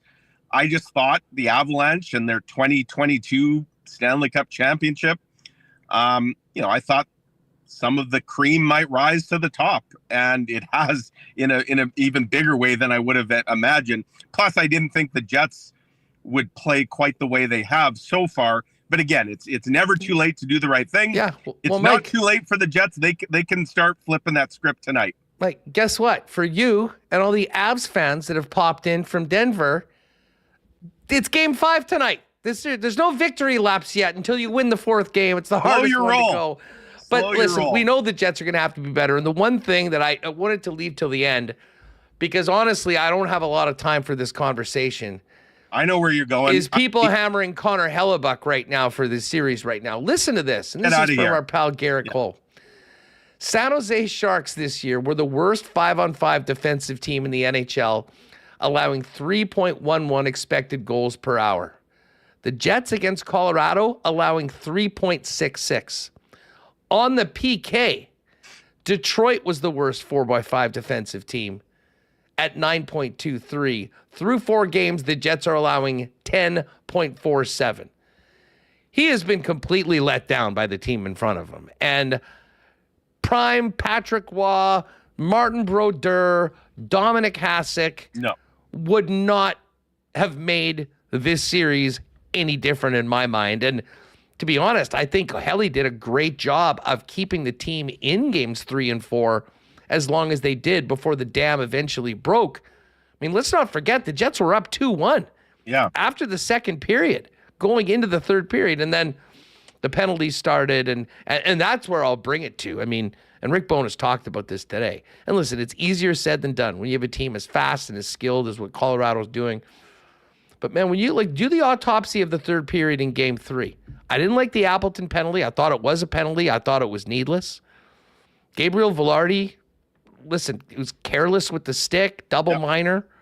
I mean, those penalties that were called were penalties. Like, could you say, oh, maybe there was a couple that could have been called in the Jets' favor earlier in the game? Sure. But it wasn't the refs. And it was the fact that and this kind of goes back to Rick Bowness saying that the team was killing them. I mean, between execution, puck management, discipline, all of those things were in a bad spot. And there's no time to figure it out anymore. You just have to know the job at hand, go out there and be a hell of a lot better and give yourself a chance to be in that game in the third period and get a win and get on that plane one more time. So based on those stats you mentioned that Garrett put together, the Jets are basically worse than the worst regular season team. Does that mean if the Jets lose tonight, they get Macklin Celebrini? Does that how it works? I don't believe there's any re-entry into the draft lottery. No, that's too bad. Well, by the way, they traded the first round pick anyway, so that's true. That would go to the Habs. So Connor Hellebuyck, and look, I've got a lot of similar comments coming my way from angry fans blaming Connor Hellebuyck. As I tweeted the other night after Connor Hellebuyck got the mercy pull, and that's what that was, I mentioned Rick Bowness's disappointed and disgusted comments after last year's playoff exit. And I wrote, if anybody should feel disappointed and disgusted in the Jets play right now, it's Connor Hellebuyck, who I think, has been left kind of thrown to the wolves a little bit here. Other than that puck handling gaffe in game 2 a week ago, and that was a costly error by Connor Hellebuyck for sure. Point me to a goal in either games 2, 3, or 4. And I'm not saying this to you, Huss. I mean to anybody in general. Point me to a goal that you think Connor Hellebuyck is solely culpable for. And I say you can't. I just don't think there's been. You can't put this on him. Would you love him to absolutely go, go all Logan Thompson, what we saw the other night against Dallas, and just look, like he's from another planet? And sure, and we know Connor Hellebuyck can do that. We've seen him do that. So no, he hasn't pulled off a miracle here, but my goodness, he hasn't had a whole lot to work with. And if you're listing, problems with the Jets and this series, to me, Connor Hellebuyck is near the bottom of the list. So, I saw some suggestions. Oh, you got to start Brossoit in game 5. Absolutely not. Connor Hellebuck's your franchise guy. He's going to win a second Vezina. He just got nominated yesterday for the 4th time. He's the guy who has a 7-year extension that kicks in next year. Laurent Brossoit has been tremendous as a backup, but he's gone. When they, if they lose another game in this series, then Laurent Brossoit's time with the Jets is over. So, dance with the one that brought you, as the saying goes. I think that's how the saying goes. Connor Hellebuyck brought them to the dance. He's going to get the chance, as he should, tonight. And if they lose tonight, I don't think it's Connor Hellebuck's fault. And the game hasn't even been played, but I'm pretty confident in saying that. No, listen, he'll be unfairly painted as a guy that, can't perform in the playoffs, and it's junk. I mean, if you look at what, we've talked about for the last little while, from this last number of seasons after things have started rolling. Hope it'll be different tonight. We'll find out at 8:30 p.m. or more like about 8:45 when the puck drops tonight. Yeah. And then get back to it. Mike, thanks so much. If there is a game 6, are you back there and you got to whip down a Fargo again or what? No, Weber, Kenny's got they'll have the plane fired up. I think he's got a first thing tomorrow morning flight out. Let's hope that we don't, if this thing goes to triple overtime tonight, a Jets win and Kenny's probably going straight from the rink to the airport, along with a bunch of other traveling media from Denver as well. Although they're going home regardless tomorrow, win or lose. They know that. But Kenny's on the early flight tomorrow for game 6, if there is one. And then we'll see if we can get a game 7 back here on Saturday, and we'll see what happens. A lot changed, Huss. I mean, I usually join you on Tuesdays. When we chatted a week ago in this space, everything was great. Jets were up 1-0 in the series. Now they're on the brink. We'll see what when we touch base next Tuesday. We can safely say this: we're either going to be talking about the epic comeback and the start of a second-round series against Dallas or Vegas, or we're going to be well into the autopsy of the Winnipeg Jets. So either way, I'm sure we'll have lots to chat about in a week from now. Well, either way, we'll look forward to what you and Kenny have for us in the pages of the Winnipeg Free Press tomorrow. Thanks for doing this, Mike. We'll see you down at the rink. Appreciate you as always. You bet. Enjoy. Take care. All right, good stuff. Well, for our Breezy Bend Golf Report, we're welcoming NHL teams to be making tee times when they are eliminated. I hope the Jets don't join that group, but we can officially welcome the Tampa Bay Lightning to the golf course. They were eliminated last night by Paul Maurice and the Florida Panthers. I know it said, 6-1? There was like 3 empty netters. It was a very close game and a much closer series, frankly, than I think 4-1 indicates. That being said, it's tee times for the Tampa Bay Lightning, and a question as to what that means for Steven Stamkos's future in Tampa and in the National Hockey League. Of course, all of our golf reports brought to you by Breezy Bend, one of Winnipeg's top private courses. You can discover the Breezy Bend advantage by giving him a phone call. Talk to our pal Corey Johnson about membership options, waiting list, booking weddings is there as well, and everything available online at breezybend.ca. We are going to, hey, listen, we're taking one more swing with the Jets tonight. We've got a WST parlay based on these new lines tonight, which we'll get to in a minute. Had some fun time talking about these other playoff games, and there's 4 teams facing elimination tonight. The Jets are just one of 4 teams. But before we do that, let's lighten the mood a little bit. We're all fired up for AEW wrestling tomorrow here in Winnipeg. Bring in Winnipeg star Kenny Omega back, who's been out for a long time with diverticulitis, but he will be in Winnipeg tomorrow at the event. Don Callis, who will join us tomorrow on the show. And right now, a man who I believe is going to be at the game, firing people up, the pride of St. James, Chris Jericho, joins us now on WST. Chris, it is great to have you back on the program, and welcome back home. Yeah, man, I'm just sitting at the Fairmount Hotel right now, getting ready to go hang out with some of my friends and family, so it's always a blast to be back in town. No doubt about it. You're coming back with gold. You're coming back with guidance. The FTW, that's for the world champion, by the way, folks, is now around your waist, and the learning tree is in session. How are you doing right now with the learning tree, the belt, and your opponent tomorrow at AEW? Well, it's fun. It's exciting whenever you start embarking into a new storyline and start working on a new character, which is something I've always enjoyed doing. And had, been fairly successful of knowing when to change up things and to kind of evolve. And, it's always great to win a title too, which is funny because people always go, "Hey, congratulations on your championship." And it's like, it's wrestling. So yeah, it's always cool, but it's just part of the story that we're telling. So, and I'm really enjoying it, really enjoying it. And I think it's one of those things where the FTW title, it's just kind of been there for a while. So let's do something with it and make it stand out a little bit more and put some focus on it. So it's going to be a fun ride for sure. And I'm excited, to defend it in Winnipeg tomorrow against Shibata is going to be a blast as well. Well, tell us about this Shibata character you're taking on. I saw him do an interview using Siri on his phone last week on Dynamite. What's the background of you and him?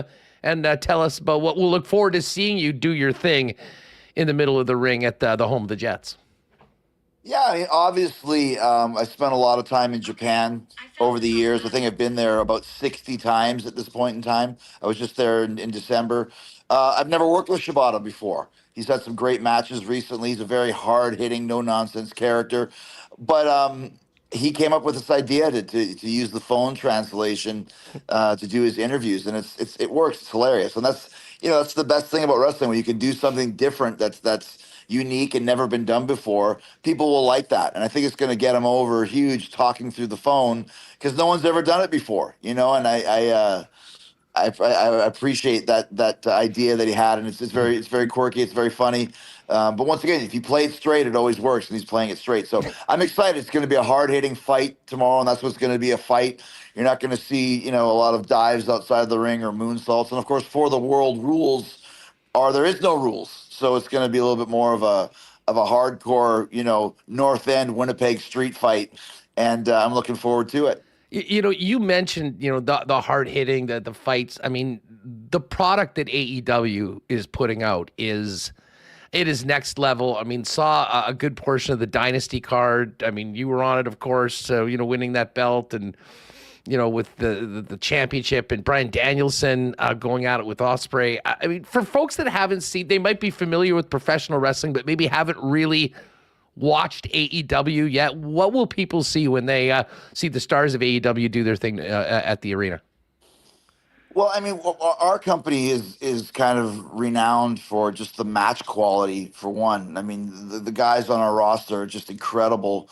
And you'll see that tomorrow. It's very exciting. It's very much of a party type of a vibe. We do things a little differently in AEW, and everybody that came to our show last year knows that. I mean, it was a great show last year, and it's going to be an even better one this year, I think. And Winnipeg's a great wrestling town. It always has been. I mean, that's why I became such a huge wrestling fan, because the scene was so vibrant here in town.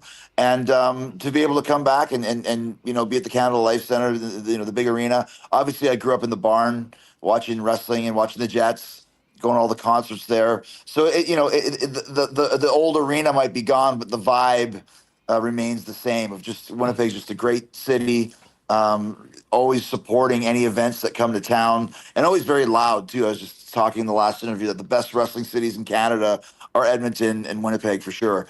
And I'm expecting that tomorrow night, and to have a single match tomorrow, like I said, this fight that we're going to have with Shibata and Jericho, it should be a great hometown crowd and some good energy going on. Well, one of the best parts of having AEW come to Winnipeg is that three of the biggest stars in wrestling ever from this city are all part of AEW. But I have to ask you, Chris, things change. There's been ups and downs. What is your relationship right now with the returning Kenny Omega, who will be at the event tomorrow, as well as Don Callis? I know there's been some good times and bad times with both of those individuals.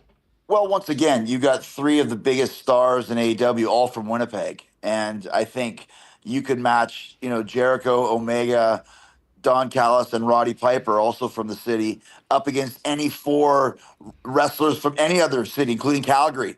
And I don't think you'll find a better four wrestlers in the history of the business than us four coming from this city. So once again, you've got that lineage there.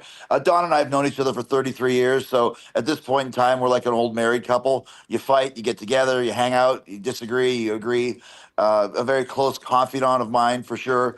And Kenny's Kenny, man. We changed the business when we headlined the Tokyo Dome in 2018, and Tony Khan saw that match and saw the buy rate that we did and how many people watched the match over here in North America, and that's kind of where he got the idea to start AEW and gave him clarification that there was room for another wrestling company. People wanted it. So Kenny and I will always have that connection. Unfortunately, he's been out for months now with diverticulitis, but thankfully he's going to be in Winnipeg, which will be great. He should get a huge reaction, another hometown hero. A perfect place for him to reemerge.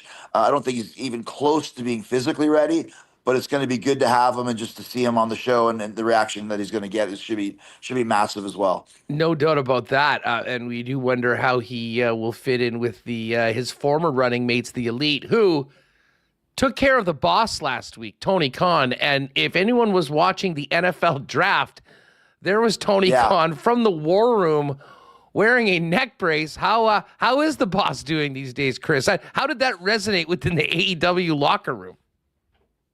Well, it's something that we've never seen it before. Tony's rarely on TV, and he's definitely never been physically attacked before. So, it was a real talking point seeing him with that neck brace on this week at the draft.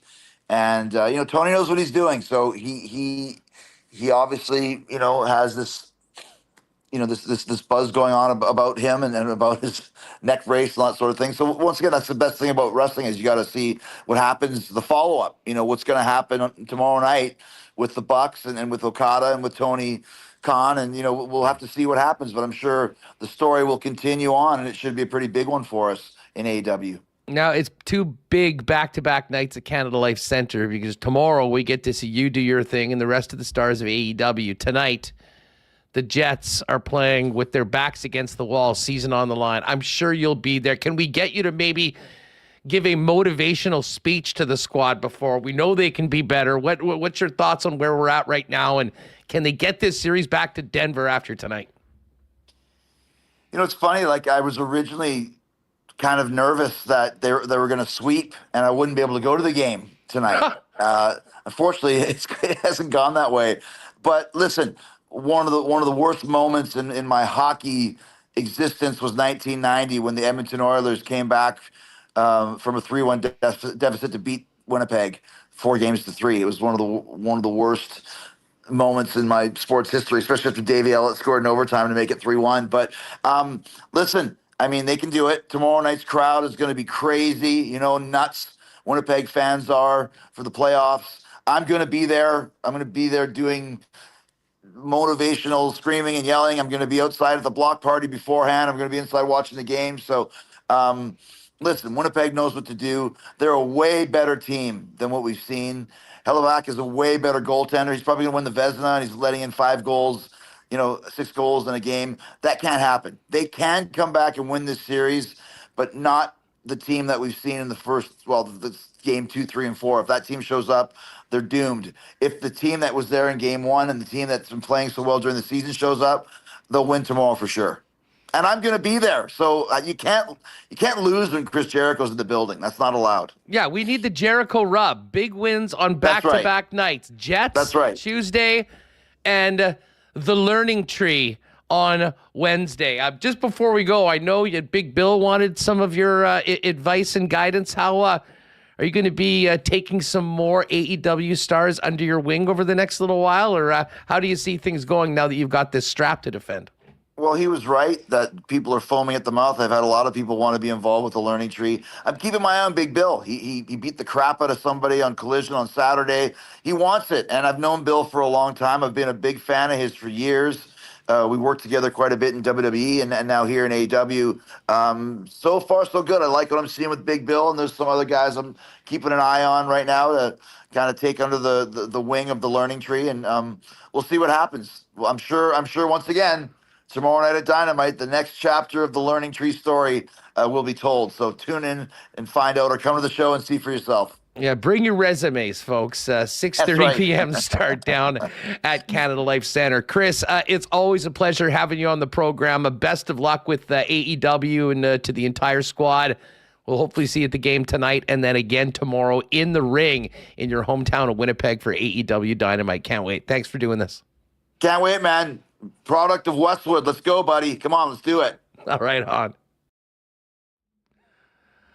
All right, there's Jericho. Hey, you know what?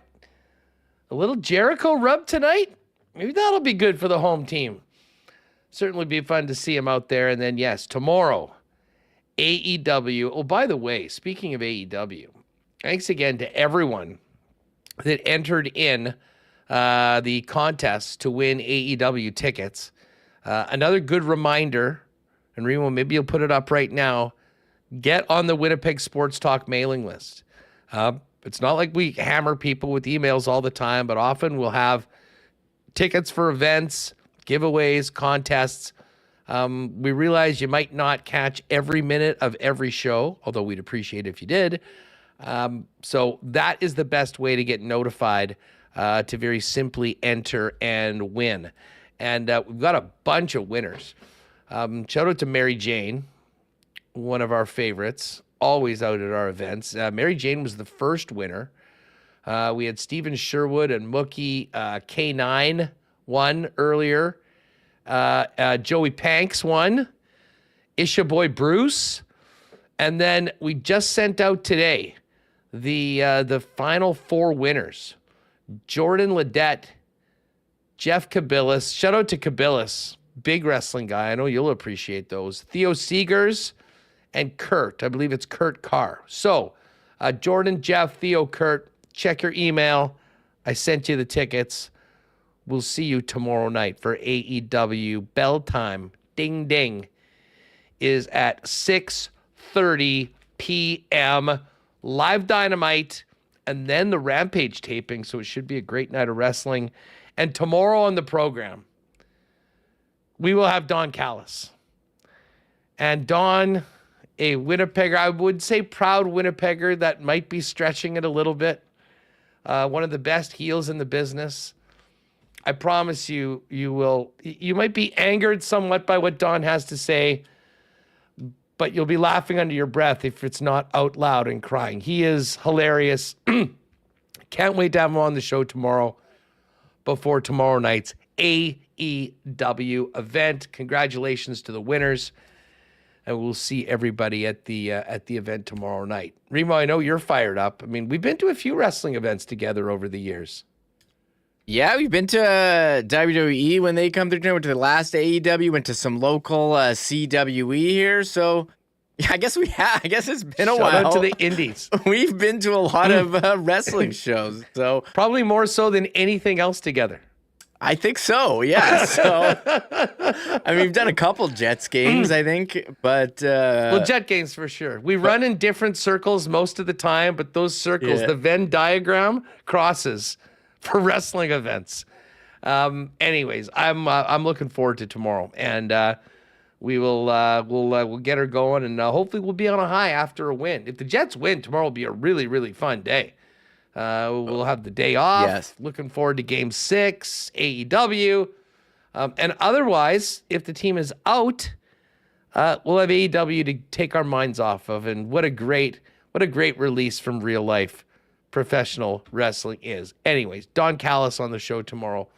Really looking forward to that one. Now, all right, let's get over to the Coolbet lines for today. Because we have... we got 4 teams facing elimination tonight, gang. And let me put this to you right off the bat. Well, here, I'm going to put these odds out, and then I'll ask you a question, Remis. And I'll put this to the chat as well. Bruins minus 150 favorites at home against the Leafs. Leafs plus 127. Apparently, Austin Matthews is going to be a doctor's decision tonight. Very strange, everything that's been surrounding the Leafs with Nylander and with Matthews. Leafs plus 127 to extend their season. Bruins minus 150 to end it in 5. The Hurricanes are the biggest favorite of the night. They are minus 238 to end their series against the New York Islanders. Islanders are the biggest long shot at plus 195. The Predators are plus 107 in Vancouver. Canucks minus 126. And the Winnipeg Jets, plus 101 at home. Avalanche, minus 119. Interestingly enough, according to the bookies and the money and Coolbet, the Jets are the most likely team to extend their season and force a Game 6 tonight. I sort of have to remove the Jets from the equation, Reem, just because you're so emotionally invested in it. I kind of think the Preds have a good chance of... I mean, I know the way they lost was heartbreaking, but they have been right in it. Vancouver's dealing with a lot right now. They're still running with a third-string goaltender. I don't mind the Preds at plus 107, to be honest, to keep their season alive. What are your thoughts on what teams might actually be able to force a Game 6? Yeah, Vancouver going with Silovs in net, the third-string goalie, and yeah, they were outplayed for most of that game. And then they woke up for the last 3 minutes, and it's just a crazy finish there between the two teams. So Nashville is the popular upset pick coming into the series. The goalie injuries haven't helped, so it's going to be tough on the road. Vancouver, they've had great fans there this year, back in the playoffs for the first time. And also, if you had to pick an underdog upset that's, well, not the Jets, who are plus 101, I would have more confidence in Nashville over Toronto, who hasn't looked good, and Matthews, like, I don't know what's going on there. They're up against it on the road. It's tough. Infighting. Like as Mike said, I mean, at least the Jets have sort of held it together. Well, in front of the media and on the bench. We'll all be judged. They will all be judged by what we see on the ice tonight and what sort of performance they can put together. But they have held it together better than the Maple Leafs have had. Well, that's sort of where Dusty and I were thinking today in the Lock Shop. We do have a Lock Shop partner parlay in the exclusives. Boston to win. Nashville to beat the Vancouver Canucks. And we're going to take the Canes. We wanted a better number on this one, so we're taking the Canes to win in regulation. That was, I think, plus 490 or so. Boosted up to plus 535 in the Lock Shop, in the Coolbet exclusives tab. And then click on Lock Shop, partner parlay. We do have, I figured, hey, if this is the final Jets game of the year, we got to go down swinging with the WST parlay. And I put this together right after finding out that Ehlers was playing with Scheifele and Velarde on that top line. So we got the Jets to win. We are adding Scheifele, Ehlers, and Morrissey all to record a point. And the Jets to win. The boys have boosted that one up to 5-1. So plus 500 on the WST Winnipeg Sports Talk parlay. And on the Lock Shop parlay. Those have been the two wagers I have made. If you want to ride with me, you're invited to do so. Busy night in the NBA. The Knicks are minus 172 favorites at home to ice the Sixers in 5. The Cavaliers minus 200 favorites to beat the Orlando Magic in Cleveland. And the Indiana Pacers, minus 175 favorites on the road to finish off the Milwaukee Bucks, who are playing without their franchise player, Giannis Antetokounmpo. There's some other good Coolbet exclusives, though. If you go underneath Lock Shop Partner Parlay, just to Coolbet exclusives. What do we got here? Points from the point. Riley, Makar, and Hughes all to record a point, plus 320. This was probably tough for Jake and Pat, big Leaf guys in Toronto, to put this up. But same old Maple laughs. Mitch Marner and John Tavares, both under half a point. And the Boston Bruins to win. And Leaf haters out there, this is the bait. Feel free to take it. Same old Maple laughs. It's in the Coolbet NHL Daily exclusives. Marner and Tavares both under half a point, so to be held off the score sheet. And the Bruins to win is plus 450. Helping hands, Marchand, Rantanen, and Miller all record assists, plus 450. Ticket punching, the 4 home teams to win, the 4 teams that are up 3-1 to win. Avalanche aren't at home. Boston, Carolina, Avs, Canucks. That one's plus 745. Stars and Snipes, Kyle Connor and Brock Besser, both to score, plus 775. And an O Canada parlay, Leafs, Jets, Canucks, all to win, plus 825. It's all there waiting for you at Coolbet. Use the promo code WST if you haven't played there before. Hook you up with a 100% bonus up to $200 on your first deposit. And don't forget, before the fun gets going, every Monday to Friday at 1 p.m. here in the Lock Shop, or here on WST, join myself and Dustin Nielsen in the Lock Shop over on Edmonton Sports Talk. The one other thing I should mention, and how about this, Remo? We've got odds on the first overall pick in tonight's CFL draft. Joel DeBlanco, minus 222 favorite to be the number one guy. Now, I will tell you, we moved the line today in real time on the Lock Shop. I didn't want to jump on a minus 250 favorite. Marshall Ferguson was on with Dusty this morning. Marsh has done a mock draft, and he has Nick Mardner from Auburn in the SEC as the number one pick, 6'6" receiver. It was plus 500 at that time. I followed. I'm riding with Marsh for Mardner to be the number one pick. So if you're a CFL draftnik and you want to have a little action on it tonight, 10 choices for the first overall pick. DeBlanco, the first choice.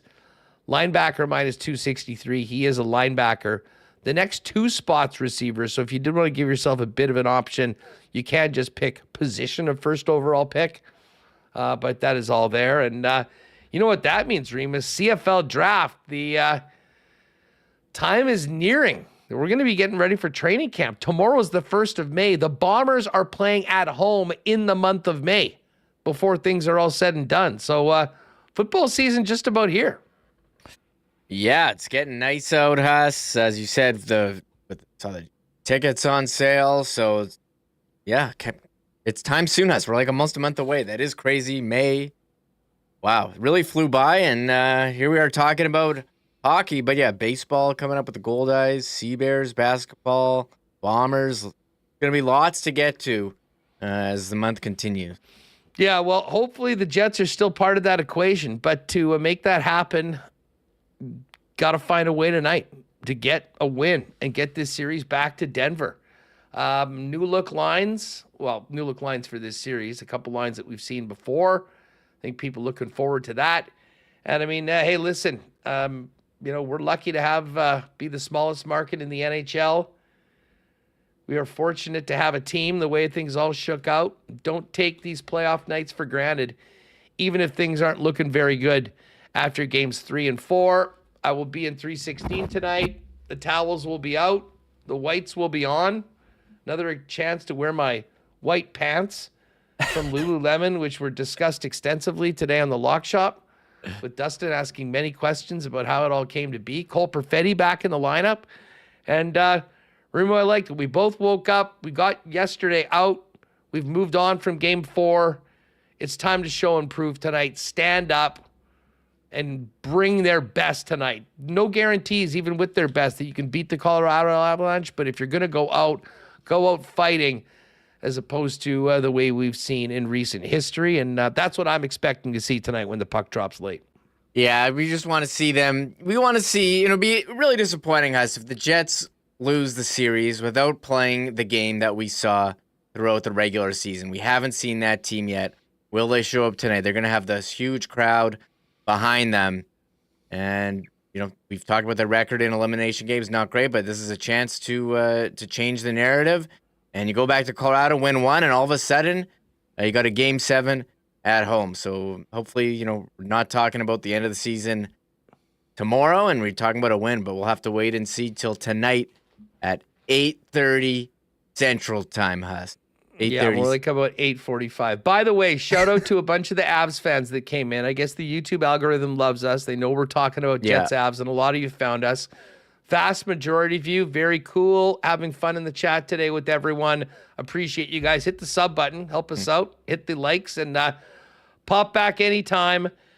But for those of you taking a victory lap, it's like doing the wave up 2-1 early in the third period. It can bounce back. It can bite you hard. So we will wait. We will wait for autopsies on who's ever done until the 4th game has been won. It has not been won tonight. It could happen tonight.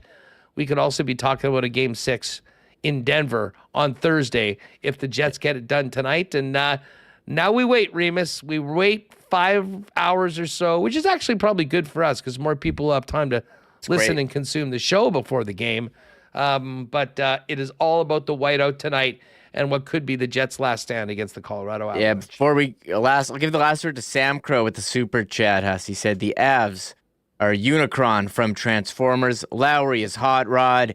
He needs to use the Matrix to light their darkest hour. LO, I have no idea what that means, but yes, that sounds exactly right. Right on, Sam Crow. Right on, Sam Crow. Okay, Appreciate the super chat and appreciate you all here. Hey, if you're upstairs for what potentially could be the Jets' final home game tonight, pop by the bar around 316. I'll be hanging around there before the game and intermissions and whatnot. And otherwise, wherever you are, enjoy the game and keep a little faith. It ain't over yet. We'll see whether it is tonight, though. But we all know the Jets have a lot more to show than they did in games 3 and 4. And hopefully that's evident right out of the gate tonight with the new lines that Rick Bowness and his team have put together. That is going to do it for us. Thanks to Chris Jericho. Great stuff with Matt Calvert. If you joined us late today, get back to the start of the show and check out the Calvert interview. And, of course, Mike McIntyre from the Winnipeg Free Press. A big thanks to all the sponsors that make the show happen each and every day. And, again, shout out to everyone from Avs Nation that popped in for some hockey talk this afternoon with those of us in the Peg. Enjoy it tonight. Fingers crossed. We'll be talking about Game 6 tomorrow. Win or lose, though, we'll see you right here, 1 p.m., YouTube on Winnipeg Sports Talk. We're out. Oh, my God! Oh! Shut it down! Let's go home! Thanks for tuning in to Winnipeg Sports Talk Daily. Make sure to subscribe on YouTube and your favorite podcast feed at winnipegsportstalk.com.